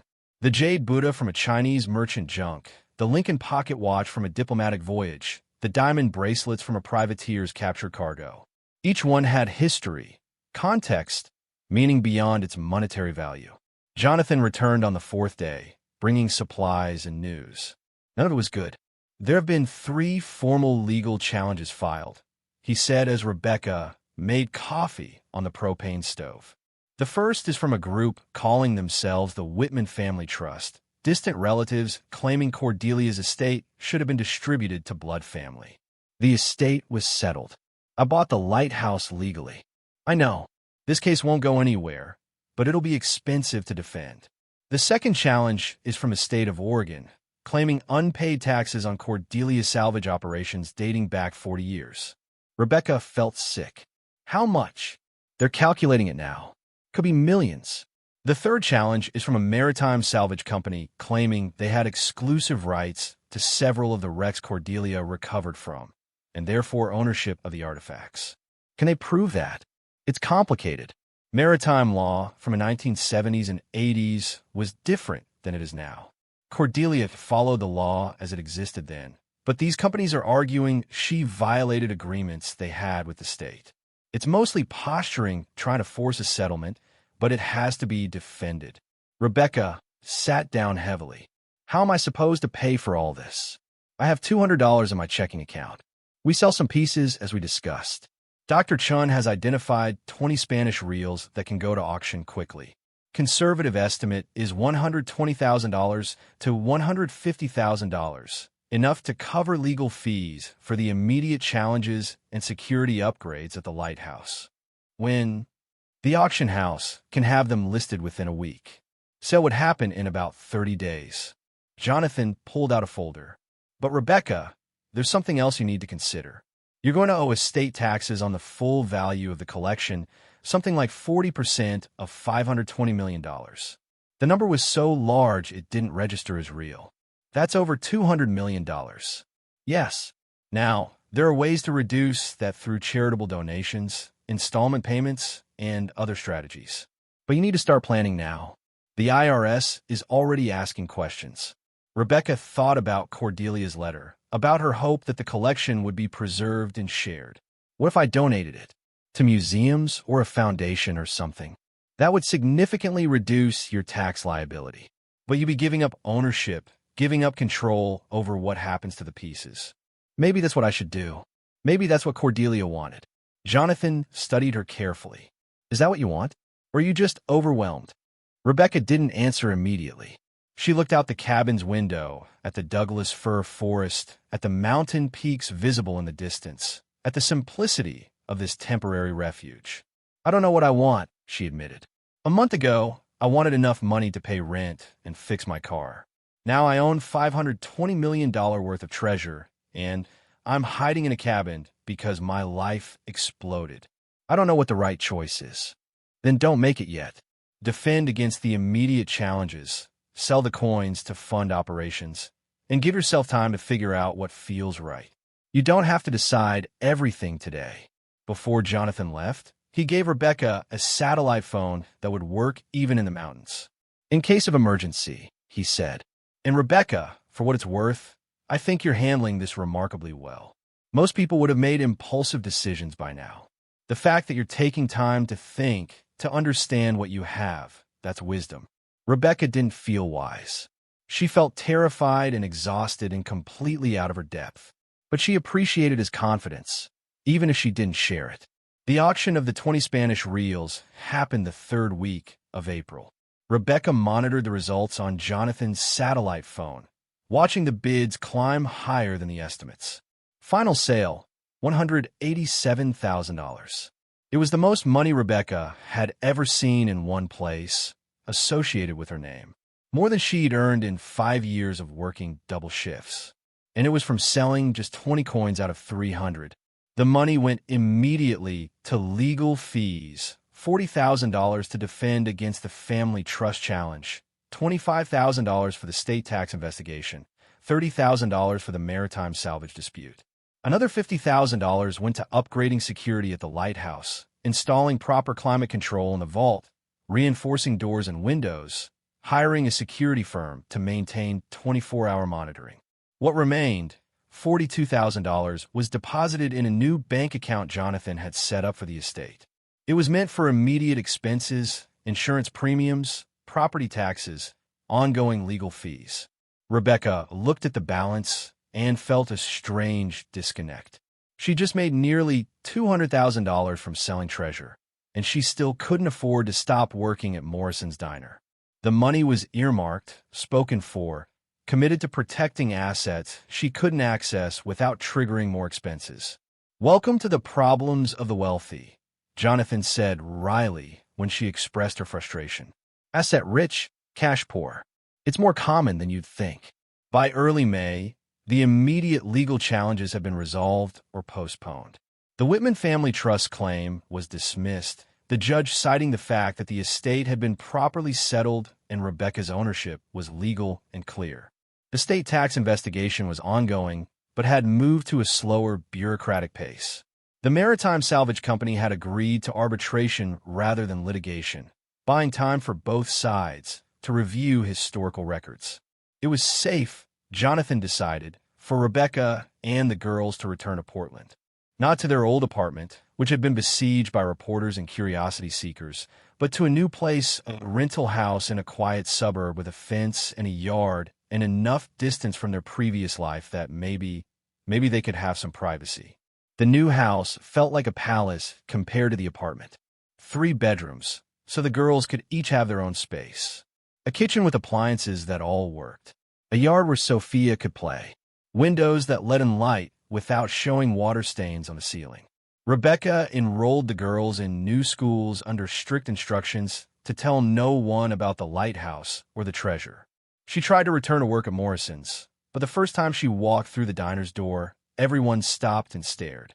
Whispers followed her through her shift. Customers left excessive tips, uncomfortable with the knowledge that their waitress was secretly wealthy. Marlene called her into the office at the end of the day. "Rebecca, I think it's best if you don't come back. This situation, it's disruptive. The other staff are uncomfortable." Rebecca wanted to argue, to point out that she'd been a good employee for 3 years, that she still needed the income, that the treasure didn't mean she had cash to pay her bills. But she saw the determination in Marlene's face and understood. Her presence had become a liability, a distraction. She didn't fit anymore in the life she'd been living. "I understand," she said quietly, collecting her final paycheck and walking out of Morrison's diner for the last time. Sitting in her car in the parking lot, Rebecca finally broke down and cried. Not just about losing the job, but about losing the anonymity, the normalcy, the ability to exist in the world without being defined by a treasure she'd never asked for. Her phone rang. "Dr. Chun." "Rebecca, I have news. The full authentication and appraisal is complete. We've documented every piece in the collection, verified provenience, consulted with experts in each specialty area. The final valuation is even higher than we initially estimated." Rebecca wiped her eyes. "How much higher?" $520 million was conservative. The complete collection, including the contents of the safe, is now valued at $547 million. And Rebecca, several museums have reached out. The Smithsonian wants to discuss the maritime artifacts. The Getty is interested in the paintings. The American Numismatic Association wants the coin collection. These are serious institutions with serious offers. What kind of offers? Purchase, donation, or long-term loan arrangements. Some museums are suggesting traveling exhibitions where pieces from the collection would tour nationally. Others want to acquire specific items for permanent display. There's even talk of creating a dedicated gallery for the collection, either at an existing institution or as a new maritime museum on the Oregon coast. Rebecca's mind spun. "What do you think I should do? That's not my call to make. But I will say this.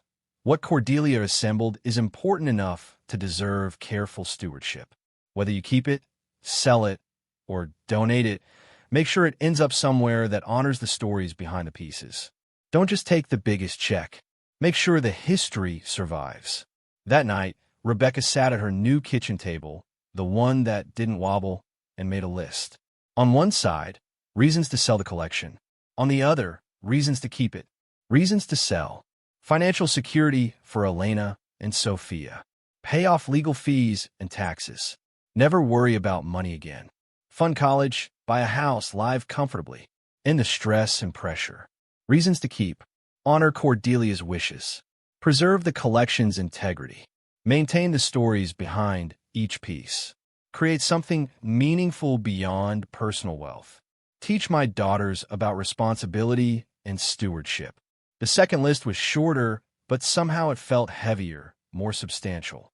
Rebecca thought about the journals she'd read in the mountain cabin, about Cordelia's careful documentation of each recovery, her respect for the history she was preserving.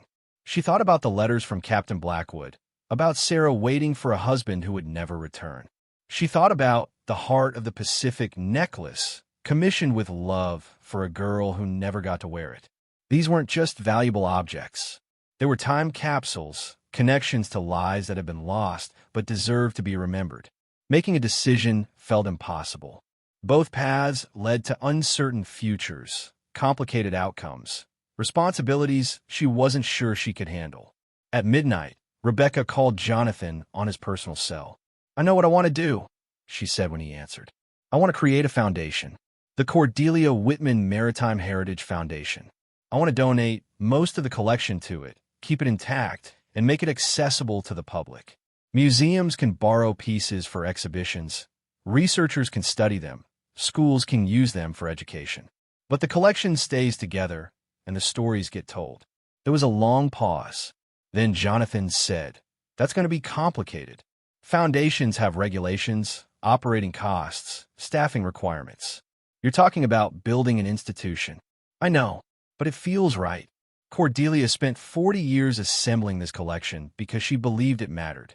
I want to honor that, not just take the money and run." "What about your daughters?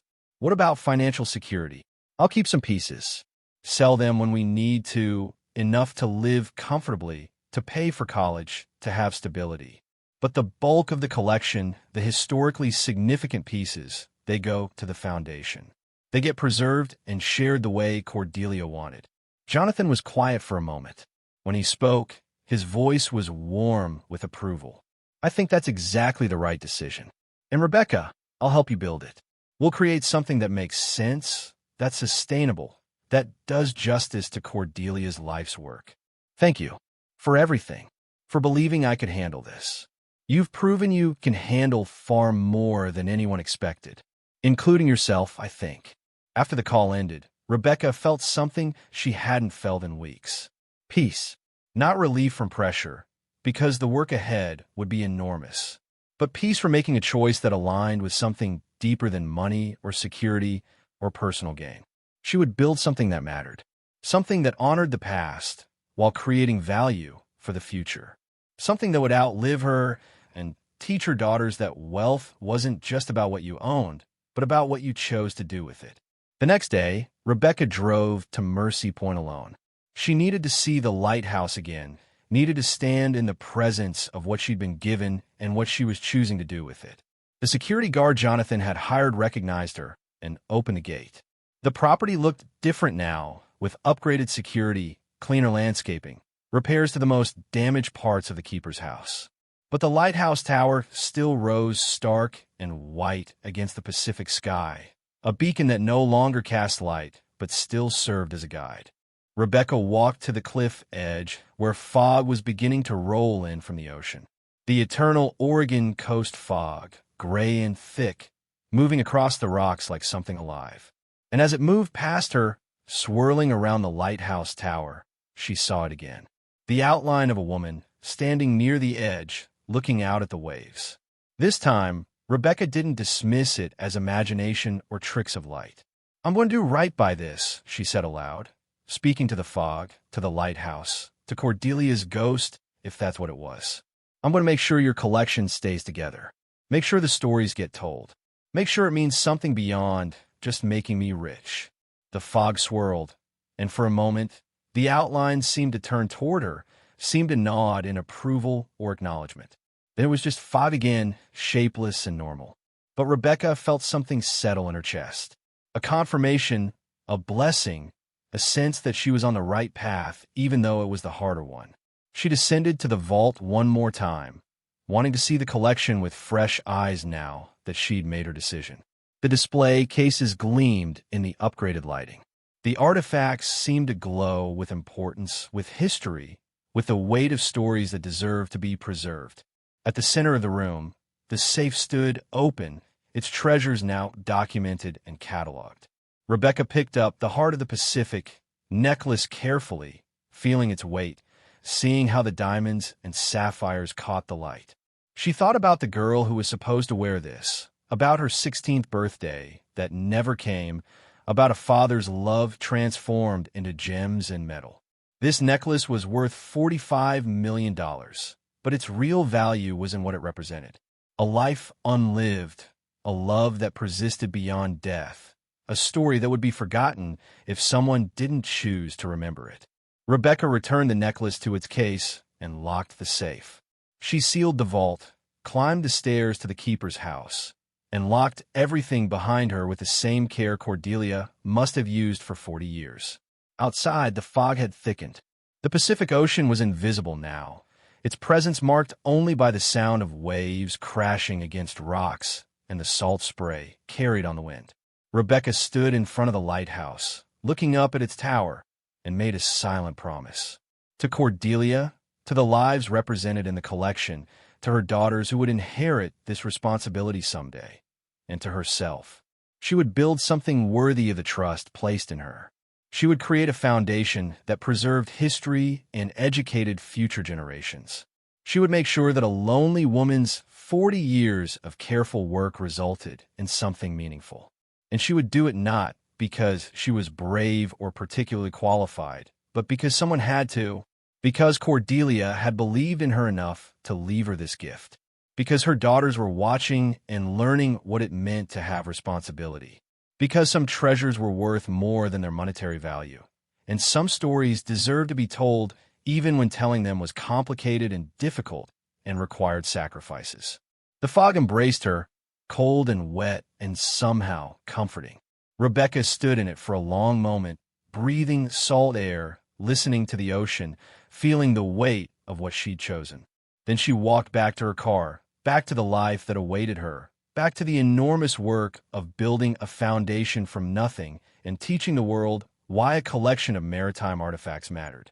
The lighthouse stood behind her, white tower emerging from fog, keeping its secrets but also sharing them now with someone who understood their value. The Heart of the Pacific, and 547 million other reasons to believe that some gifts come with responsibilities worth accepting. That finding treasure is only the beginning. The real challenge is what you choose to do with it. And Rebecca Torres, former waitress, single mother, reluctant heiress to a fortune she never sought, was ready to face that challenge, ready to build something that mattered, ready to honor a promise made to a ghost in the fog, ready to prove that sometimes the most unlikely people become the best stewards of the most precious things. The lighthouse beam didn't rotate anymore, hadn't cast light across the dark Pacific for decades. But in its way, through the collection it protected and the foundation that would grow from it, it would shine again, illuminating history, preserving stories, connecting past to future. And at the center of it all, a woman who'd bought nothing and inherited everything, making sure that wealth meant more than money, that treasure meant more than gold, that legacy meant more than personal gain. The fog cleared as Rebecca drove away, revealing the lighthouse in late afternoon sun, stark white against blue sky, a monument to perseverance and preservation, and the possibility that ordinary people can become extraordinary custodians of things that matter. The months following Rebecca's decision to create the Cordelia Whitman Maritime Heritage Foundation were a blur of activity that consumed every waking hour. What she'd imagined would be a straightforward process of legal paperwork and good intentions turned out to be an intricate maze of regulations, requirements, and responsibilities that would have overwhelmed her if she'd understood the full scope at the beginning. Jonathan connected her with Patricia Mendoza, a nonprofit attorney who specialized in cultural heritage foundations. Patricia was in her 50s, sharp-eyed and direct, with a reputation for building sustainable institutions from ambitious ideas. Their first meeting took place in Jonathan's office on a rainy morning in late May. Patricia spread documents across the conference table like a general planning a campaign. Creating a foundation of this magnitude isn't just about filing paperwork with the IRS, she began. You're essentially building a museum-level institution from scratch. That means governance structure, board of directors, mission statement, collections management policy, educational programming, insurance, security, staffing, facilities, and about 100 other details that all need to be addressed simultaneously. Rebecca felt her stomach clench. How long does all that take? To do it right? 18 months to 2 years before you can open to the public. To do it fast and risk failure? 6 months, but I don't recommend it. I don't have 18 months of legal fee money. Patricia exchanged a look with Jonathan, which is why we need to be strategic. Some pieces from the collection will need to be sold to fund operations. Not the historically significant items, but secondary pieces that have value without being irreplaceable. Dr. Chun, who had joined the meeting via video call, pulled up a document on the screen. I've identified 47 items that could be sold without compromising the collection's historical integrity. Duplicate coins, jewelry pieces with clear monetary value, but limited historical context, some maritime instruments that are valuable but not unique. Conservative estimate, $23 million. The number made Rebecca's head spin. $23 million from 47 items. Some of the jewelry pieces are worth millions each. The emerald necklace we discussed, not the Pemberton piece, but the other one from the privateer cargo, that alone could sell for $8 million. A dozen Spanish gold coins from common dates, but excellent condition, another $2 million. The sales would be conducted through reputable auction houses over the course of a year to avoid flooding the market. Rebecca thought about Cordelia's journals, about her great-aunt's careful documentation of each piece. Selling 47 items felt like a betrayal, but keeping the collection intact while letting it rot for lack of funding felt worse. If we sell those pieces, the $23 million fund, what exactly? She asked. Patricia consulted her notes. Foundation establishment and legal fees, $500,000.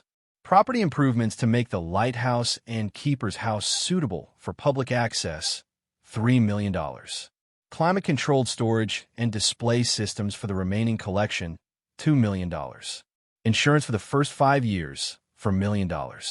Staffing for initial operations, $1.5 million annually. Educational programming and website development, $750,000. Operating reserve fund, $5 million. That's roughly $17.75 million, leaving $5.25 million for unexpected expenses and future expansion. The detailed breakdown made it feel real in a way Rebecca hadn't quite grasped before. This wasn't just a nice idea. This was a complex operation that would require sustained effort and resources. What about after the initial funding runs out? She asked. How does the foundation sustain itself? Several revenue streams, Dr. Chun interjected. Admission fees, though you mentioned wanting to keep it accessible, so perhaps a suggested donation model. Grants from cultural heritage organizations. Traveling exhibitions where other museums pay to borrow pieces from the collection. Educational program fees for schools and universities. Private donations from supporters. Possibly a gift shop and cafe. A well-run maritime museum can generate $2 to $3 million annually in revenue while serving educational and preservation missions.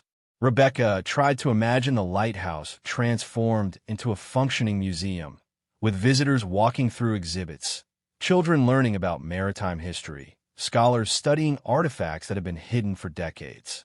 The vision was compelling, but also terrifying in its complexity. I need to think about this, she said. Can I have a few days? Of course, Patricia said. But Rebecca, I want to be clear about something. If you're going to do this, you need to commit fully. Half measures will result in a foundation that struggles to survive and a collection that's vulnerable to deterioration or legal challenges. This is an all-in decision. That evening, Rebecca sat at her kitchen table with Elena and Sophia, trying to explain the choice she was facing in terms they could understand. You know how I told you about Aunt Cordelia's collection? All the treasures she saved from shipwrecks? Both girls nodded. Well, I have to decide what to do with it. I could sell everything, and we'd have enough money to live comfortably for the rest of our lives. Or I could create something called a foundation, which is like a museum where people could come see the treasures and learn the stories behind them. Which one do you want to do? Elena asked, her expression serious behind her glasses. I want to create the foundation. I think that's what Aunt Cordelia would have wanted. But it means I'd have to work really hard for a long time. And we wouldn't have as much money as if I sold everything. We'd be okay, but not rich. Sophia, who had been coloring at the table, looked up. Would people get to see the treasure if you make a museum? Yes. Kids like you, families, students, anyone who wanted to learn about ships and history and the ocean. Then you should do that, Sophia said with the certainty of a 7-year-old who saw things in simple terms. Sharing is better than keeping. Elena was more thoughtful. Would we still have to move again? Will we be safe? Rebecca heard the fear beneath the question. Her daughters had already been uprooted from their apartment, transferred to new schools, thrust into a life they didn't understand. Stability mattered more than wealth. We'd stay here, Rebecca promised. This house, these schools, this would be our home. The foundation would be separate down at the Lighthouse. I'd have to travel there sometimes for work, but our life here would stay the same. Then I think you should do it too, Elena said. The treasure's been hiding for a long time. Maybe it's ready to come out and let people see it. Rebecca felt tears prick her eyes. Her daughters, who had every reason to want the financial security of selling the collection, were encouraging her to choose the harder path because it felt right. She'd raised them to value things beyond money, and now they were teaching her the same lesson. The next morning, Rebecca called Patricia and Jonathan. I'm in. Let's build the foundation. What followed was 6 months of the most intense work Rebecca had ever done. She thought working double shifts at Morrison's Diner was exhausting, but that was physical tiredness that could be cured with sleep. This was mental and emotional exhaustion that required constant decision-making, problem-solving, and navigation of systems she barely understood. The first major hurdle was assembling a board of directors. Patricia explained that the foundation needed governance from people with relevant expertise and community standing. Jonathan agreed to serve as board secretary, handling legal matters. Dr. Chun accepted the role of collections director, but they needed additional members with backgrounds in nonprofit management, fundraising, education, and maritime history. Patricia suggested reaching out to the director of the Oregon Historical Society, a retired Navy admiral with an interest in maritime preservation, a professor of museum studies from Portland State University, and a successful businesswoman who'd built a career in arts patronage. Rebecca met with each potential board member, explaining her vision for the foundation and asking for their commitment. It felt presumptuous, a waitress with no college degree asking accomplished professionals to volunteer their time and expertise for her project. But each person she approached responded with enthusiasm. What you're proposing is exactly what Oregon's cultural landscape needs, said Dr. Marcus Reed, the museum studies professor. A world-class maritime collection made accessible to the public, with a focus on education and historical accuracy. I'd be honored to help build it. Admiral Patricia Kwan, the retired Navy officer, was even more direct. I've spent my life on the ocean. The idea of preserving maritime heritage and teaching future generations about the sea's role in human history, that's a mission worth supporting. By mid-July, the Cordelia Whitman Maritime Heritage Foundation had a 5-member board of directors, articles of incorporation filed with the state of Oregon, and 501(c)(3) nonprofit status pending with the IRS. The next challenge was the lighthouse itself. The structure had been neglected for decades and needed extensive renovations to become a public space. Rebecca walked the property with contractors, architects, and historical preservation specialists, trying to balance the need for modern safety and accessibility with the requirement to maintain the lighthouse's historical character. The tower itself is structurally sound, reported the structural engineer, but the stairs need to be replaced or heavily reinforced. The lantern room at the top has water damage that's caused mold. The Keeper's House Foundation is settling on the ocean side, which is why the floors are sagging. We're looking at $2.50 to $3 million in necessary repairs before this is safe for public access. Rebecca stood in the Keeper's House living room, now empty of Cordelia's belongings, and tried to envision it transformed. Display cases where the bookshelves had been, interpretive panels explaining the lighthouse's history, a gift shop in one corner, a small theater for educational films in another. "What about the vault?" she asked. "It needs to stay climate-controlled and secure, but I want people to be able to see it, to understand that it was hidden for 40 years. The architect pulled out preliminary sketches. "We could install reinforced glass walls and a secure entrance. Visitors would descend the original stone stairs, but be separated from the artifacts by climate-controlled barriers. They'd see the collection in situ, understand the drama of its discovery, but the pieces would be protected." It was perfect, exactly what Rebecca wanted, a way to share the collection while preserving the mystery and significance of how it had been found. While renovations were being planned, Dr. Chun organized the sale of the 47 secondary pieces from the collection. Each item went through detailed authentication and was consigned to major auction houses with specializations in their categories. Maritime artifacts to heritage auctions in Dallas. Jewelry to Christie's in New York. Rare coins to Stack's Bowers in California. The sales began in August and stretched through the fall. Rebecca watched the results with a mixture of relief and sadness. The emerald necklace sold for $8.2 million, more than the estimate. A collection of Spanish gold reels brought $2.4 million. Maritime instruments netted $1.8 million. By November, the sales had generated $24.7 million, more than projected. The money transformed the foundation's possibilities. Renovations began on the lighthouse in September, a crew of specialized contractors working to preserve historical elements while modernizing infrastructure. They replaced rotted floorboards with period-appropriate materials, installed discrete climate control systems, upgraded electrical without compromising the building's character, reinforced the tower stairs while maintaining their original appearance. Rebecca visited the site weekly, watching the transformation. Each visit felt like witnessing a resurrection. The lighthouse that had been dying for decades was being brought back to life, not as a residence or functional navigation aid, but as a memorial to the lives and stories it had witnessed across 135 years. She stood on the promontory one October afternoon, watching fog roll in from the Pacific, and thought about all the ships that had seen this lighthouse over the centuries. How many had been saved by its light? How many had wrecked despite it? How many sailors had watched its beam rotate through the darkness and felt hope or despair depending on their circumstances? The fog formed patterns again, shapes that almost looked like people. Rebecca had stopped being surprised by it.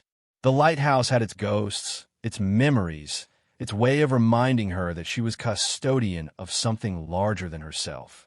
While physical renovations progressed, Rebecca worked with Dr. Chun on developing the interpretive content for exhibits. Each major piece in the collection needed context, explanation, a story that would help visitors understand its significance. They started with the heart of the Pacific, the $45 million Pemberton necklace. Dr. Chun had researched the history of the Empress of the Pearl, the ship that carried it to the bottom in 1891. They found passenger lists, news accounts of the tragedy, even a photograph of 16-year-old Catherine Pemberton, the girl who was supposed to wear the necklace. "Look at her face," Dr. Chun said, showing Rebecca the faded photograph.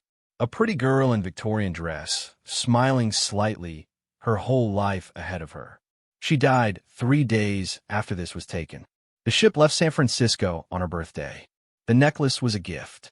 She put it in her cabin safe for safekeeping and probably never saw it again. Rebecca studied the photograph, feeling the weight of that interrupted life. "We should include this in the exhibit. Make it about her, not just about a valuable piece of jewelry." Exactly. That's what makes this collection special. Every piece has a human story. Our job is to tell those stories in ways that make people care about more than just the monetary value. They worked through each major artifact the same way. The Lincoln Pocket Watch became a story about presidential travel in the 1860s and the dangers of sea voyages. The Jade Buddha became a narrative about Chinese immigration and the merchant vessels that connected Asia to the Pacific Northwest. The Spanish coins became windows into colonial trade networks and the people who extracted precious metals from New World mines. By December, They had developed interpretive plans for 40 major exhibits. Each would include the artifact itself, historical context, multimedia elements explaining its significance, and when possible, personal stories of the people connected to it. Rebecca also worked with Admiral Kwan to develop educational programming. School groups would be able to book guided tours tailored to different age levels. High school students could participate in maritime archaeology workshops. Local colleges would have access for research. Families could attend weekend programs about navigation, shipwrecks, ocean ecology, and maritime history. Education has to be at the center of the Foundation's mission, Admiral Kwan insisted. Not just displaying treasures, but teaching why they matter. Helping young people understand that history isn't abstract. It's made up of individual lives and choices and consequences. The Foundation hired its first staff members in January, a museum director with 20 years of experience at maritime institutions, an education coordinator who developed programming for the Smithsonian, a collections manager to maintain and care for the artifacts, a marketing director to build public awareness, a development director to pursue grants and donations. Each hire required careful consideration and interviews. Rebecca, who'd never hired anyone in her life, had to learn how to evaluate candidates, ask meaningful questions, and make decisions that would shape the Foundation's culture. You're looking for people who care about the mission as much as the paycheck, Patricia advised. This isn't just a job for them. It's a calling. Maritime heritage preservation isn't lucrative. The people who do it well do it because they believe it matters. By February, 1 year after Rebecca had first discovered the vault, the Foundation had a staff of 8, a board of directors that met monthly, renovations that were 70% complete, and a projected opening date of July 4th weekend, a symbolic choice that Admiral Kwan had championed. The Lighthouse was built in 1889 during America's maritime expansion, she'd argued. Opening on Independence Day connects the collection to our national story, to the role the ocean played in building this country. As the opening date approached, Rebecca felt the pressure intensifying. Every decision had consequences. Every detail mattered. The weight of responsibility was constant and exhausting. She was sitting in her home office one evening in March, reviewing security protocol for the 1,000th time, when Elena knocked on the door. "Mama, you promised we'd watch a movie tonight." Rebecca looked at her daughter, at the disappointment in her eyes, and realized she'd completely forgotten. She'd been so consumed with Foundation work that she'd neglected the actual reason she was doing it, to give her daughters a better life. "You're right. I'm sorry, baby. Let me close my laptop and we'll pick something together." They watched an animated film about a family of explorers. Sophia falling asleep halfway through, Elena staying awake until the end. As the credits rolled, her older daughter said quietly, "Mama, are you happy?" The question caught Rebecca off guard. "What do you mean? You work all the time now. You're always stressed.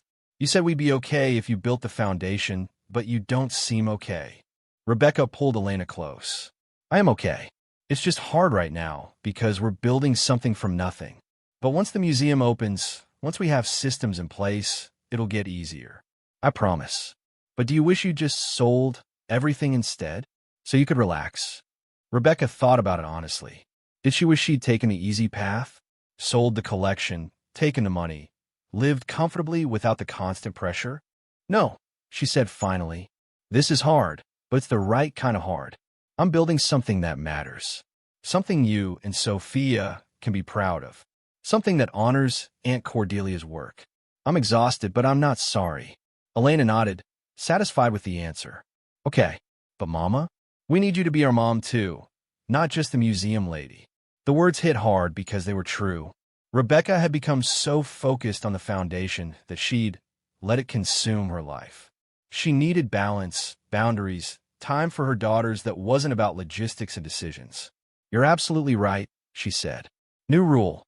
No Foundation work after 6 p.m. on weekdays. Weekends are family time unless there's an emergency." "Deal. Deal." It was a promise Rebecca struggled to keep as the opening date approached. There were always emergencies, always last-minute decisions, always one more thing that needed her attention. But she tried, setting boundaries that often felt arbitrary but were necessary for her sanity and her daughter's well-being. In April, the foundation held a soft opening for major donors, board members, and local dignitaries. It was Rebecca's first chance to see the completed exhibits, to watch people move through the space she'd spent a year creating. The keeper's house had been transformed. Where Cordelia's cluttered living room had been, there was now a welcoming entrance with an introductory film about the Lighthouse's history. The kitchen had become a small cafe, serving coffee and pastries. The bedrooms were now gallery spaces displaying maritime artifacts with interpretive panels explaining their context. But the centerpiece was the vault. Visitors descended the stone stairs, now equipped with safety railings and lighting, into the chamber where the main collection was displayed. Reinforced glass walls allowed them to see the artifacts while keeping the space climate-controlled and secure. The effect was dramatic. Walking into a room that had been hidden for 40 years and seeing treasures that most museums could only dream of possessing. Rebecca stood back and watched a group of museum directors from Portland examine the Spanish coin collection. Their expressions moved from professional interest to genuine awe as they realized the scope and quality of what they were seeing. "This is extraordinary," one of them said to Dr. Chun. "How did Cordelia Whitman assemble this without anyone knowing?" 40 years of careful work, Dr. Chun replied. Every piece legally salvaged and properly authenticated. She was patient, methodical, and deeply committed to preservation over profit. Later, Admiral Kwan found Rebecca standing alone in the gallery dedicated to the Empress of the Pearl and Catherine Pemberton's story. The necklace was displayed in a secure case beneath dramatic lighting. Catherine's photograph was enlarged on the wall beside it, along with text explaining her story. "You should be proud," the Admiral said. "This exhibit alone justifies everything you've built. You've taken a valuable artifact and given it meaning, made it about a person, not just an object." "That was the goal," Rebecca said. "Though I'm terrified about whether the public will care." "They'll care. Trust me." The soft opening was considered a success. Positive feedback from attendees, excellent press coverage, early commitments for traveling exhibitions from 3 major museums. The foundation felt real in a way it hadn't before, no longer just plans and renovations, but an actual functioning institution. June brought final preparations. Staff training, security drills, marketing campaigns, outreach to schools and community groups. Rebecca did interviews with local media, explaining the foundation's mission and inviting the public to the grand opening. "What do you hope visitors will take away from the Cordelia Whitman Maritime Heritage Foundation?" a reporter asked. Rebecca thought about how to answer. "I hope they'll understand that history is made up of individual stories. That the objects we preserve aren't just valuable things. They're connections to real people who lived and died and left pieces of themselves behind. And I hope they'll appreciate that one person, my great Aunt Cordelia, dedicated her life to recovering and protecting these stories because she believed they mattered." The interview aired on the evening news. Rebecca's phone exploded with messages, some supportive, some critical. A few distant relatives she'd never met suddenly reached out, upset they hadn't been included in the foundation's creation or offered positions on the board. Former co-workers from Morrison's Diner sent congratulations mixed with resentment. Strangers offered opinions about what she should have done differently. Rebecca learned to ignore most of it, focusing on the work that mattered and the people whose opinion she valued. July 4th weekend arrived with typical Oregon coast weather, morning fog burning off to reveal blue skies and warm afternoon sun. The grand opening was scheduled for 10 a.m. on Saturday, with a ribbon-cutting ceremony, speeches from board members, and free admission for the entire holiday weekend. Rebecca woke at 5 a.m., too nervous to sleep. She dressed carefully in the professional clothes she'd bought for the occasion, clothes that felt foreign compared to her old diner uniform, but necessary for this new role she'd somehow found herself inhabiting. Elena and Sophia were excited, wearing matching dresses and asking 100 questions about the day ahead. They'd been to the museum before during preparations, but today was different. Today their mother would stand in front of crowds, and officially opened something she'd built from nothing. The drive to Mercy Point felt both impossibly long and too short. Rebecca wanted to arrive and wanted to delay simultaneously. When the lighthouse came into view, she saw that the parking area was already filling with cars, people gathering for the opening even though it was still an hour away. Jonathan met her at the entrance with a reassuring smile. "Ready for this?" "No, but I'm doing it anyway. That's been your approach all along. Why stop now?" The ceremony began at 10 a.m. with the lighthouse tower as a backdrop. More than 300 people had gathered, local residents, museum professionals, historians, families with children, even a few descendants of people whose stories were represented in the collection. Admiral Kwan gave the opening remarks, explaining the Foundation's mission and thanking the board, staff, and donors who'd made it possible. Dr. Chin spoke about the collection's historical significance. Patricia Mendoza explained the Foundation's educational programming. Then it was Rebecca's turn. She stood at the podium, looking out at the crowd, at her daughters in the front row, at the lighthouse rising behind her, and felt the weight of everything that had brought her to this moment. "A year and a half ago," she began, "I inherited a lighthouse I'd never seen and a legacy I didn't understand. My great Aunt Cordelia spent 40 years recovering artifacts from shipwrecks and hiding them in a vault beneath this keeper's house. She could have sold them, could have become wealthy, could have lived comfortably instead of in isolation. But she chose preservation over profit, believing these pieces deserved to be protected until the right time and the right person came along to share them with the world." Rebecca paused, composing herself. "I'm not sure I'm the right person. I'm not a historian or a museum professional. I'm a single mother who was working as a waitress when I inherited this responsibility. But I'm trying to honor what Cordelia built by creating something that serves a purpose beyond wealth, beyond personal gain, beyond anything except the belief that history matters and stories deserve to be told." She gestured toward the lighthouse. "This foundation exists because my great-aunt saw value in things others had forgotten, because she spent decades pulling treasures from the ocean floor and keeping them safe, because she trusted that eventually someone would understand why she dedicated her life to this work." Rebecca's voice strengthened. The Cordelia Whitman Maritime Heritage Foundation is that understanding made real. It's a promise to preserve these artifacts, to share these stories, and to honor the lives represented in this collection. Whether you visit today or return many times, I hope you'll see more than just valuable objects.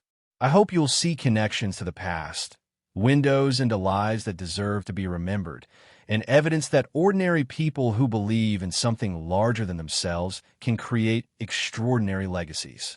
She stepped back from the podium to applause that felt more than polite. It felt genuine, appreciative, connected. The ribbon cutting was ceremonial but meaningful. Rebecca held one end of the ribbon, Dr. Chun held the other, and together they cut it as cameras flashed and the crowd cheered. Then the doors opened and visitors began flowing into the foundation, into the exhibits Rebecca and her team had spent a year creating, into the stories they'd worked so hard to tell. Rebecca walked through the galleries with Elena and Sophia, watching people engage with the collection. Children pressed close to display cases, asking questions about coins and compasses. Adults read interpretive panels with focused attention. Elderly visitors shared memories of lighthouses they'd known, ships they'd sailed on, connections to maritime history that made the exhibits personal. In the gallery dedicated to Catherine Pemberton and the Empress of the Pearl, Rebecca saw a teenage girl standing in front of the necklace with tears streaming down her face. Her mother stood beside her, arm around her daughter's shoulders. Rebecca approached quietly. "Are you okay?" The girl nodded, wiping her eyes. "It's just, she was my age. Catherine. She was 16, and she died before she got to do any of the things she probably dreamed about. It makes me think about how lucky I am to be alive, to have time to do things." It was exactly the reaction Rebecca had hoped for. Not just appreciation for a valuable necklace, but connection to the human story behind it. By the end of the opening day, over 800 people had visited the foundation. The guest book was filled with comments praising the exhibits, thanking Rebecca for creating the institution, and requesting information about membership and educational programs. As the last visitors left and staff began closing procedures, Rebecca stood on the promontory looking out at the Pacific Ocean. The fog was rolling in again, gray and thick, moving across the rocks with its eternal rhythm. And there, standing beside her as she'd stood so many times before, was the outline in the fog. The woman who might have been Cordelia, might have been imagination, might have been the lighthouse itself acknowledging what had been accomplished. "We did it," Rebecca whispered. "Your collection is safe. Your stories are being told. People are learning why it mattered." The fog swirled, and the outlines seemed to nod, seemed to smile, seemed to dissolve back into the mist with a sense of peace, of mission accomplished, of legacy secured. Rebecca felt tears on her cheeks. Happy tears, exhausted tears, tears of relief and accomplishment and gratitude. Elena and Sophia ran up behind her, wrapping their arms around her waist. "Mama, everyone loved it. Can we come back tomorrow?" Rebecca laughed, hugging her daughters close. "Yes, we can come back as often as you want. This is ours now, ours and everyone else's." They stood together on the cliff edge as the fog embraced them, as the lighthouse stood sentinel behind them, as the ocean crashed against rocks that had witnessed centuries of human drama and would witness centuries more. The journey from that county auction where she'd bid on a cursed lighthouse to this moment where she'd built a thriving cultural institution had been impossible and exhausting and worth every struggle. Rebecca Torres had found $547 million in treasure and had chosen to share it rather than hoard it. She'd honored a lonely woman's legacy by making sure her life's work mattered. She taught her daughters that wealth meant nothing if you didn't use it to create something meaningful. And she'd proven that sometimes the most unlikely people, the ones without credentials or connections or confidence, become exactly the right custodians for things that deserve to be preserved. The lighthouse beam didn't rotate anymore, hadn't cast its light in decades. But through the foundation, through the stories being told, through the lives being touched by connection to maritime history, it shone again, illuminating the past, serving the present, building the future. And at the center of it all, a woman who'd bought nothing and inherited everything, making sure that treasure meant more than wealth, that legacy meant more than possession, that some gifts come with responsibilities that transform the receiver into something they never imagined they could be. The fog cleared as evening fell, revealing stars emerging in the darkening sky. The lighthouse stood white and proud against the darkness, no longer abandoned, no longer cursed, no longer forgotten. It was home to stories, sanctuary to memories, monument to the belief that some things are worth preserving even when preservation is difficult, complicated, and requires sacrifices. And Rebecca, standing with her daughters as the first stars appeared, understood finally what Cordelia had known all along, that the greatest treasures aren't the ones you keep. They're the ones you share. Thank you so much for watching until the end. If you love this story, check out the other videos on your screen now. I think you'll really enjoy them. And don't forget to subscribe if you haven't already. See you in the next story.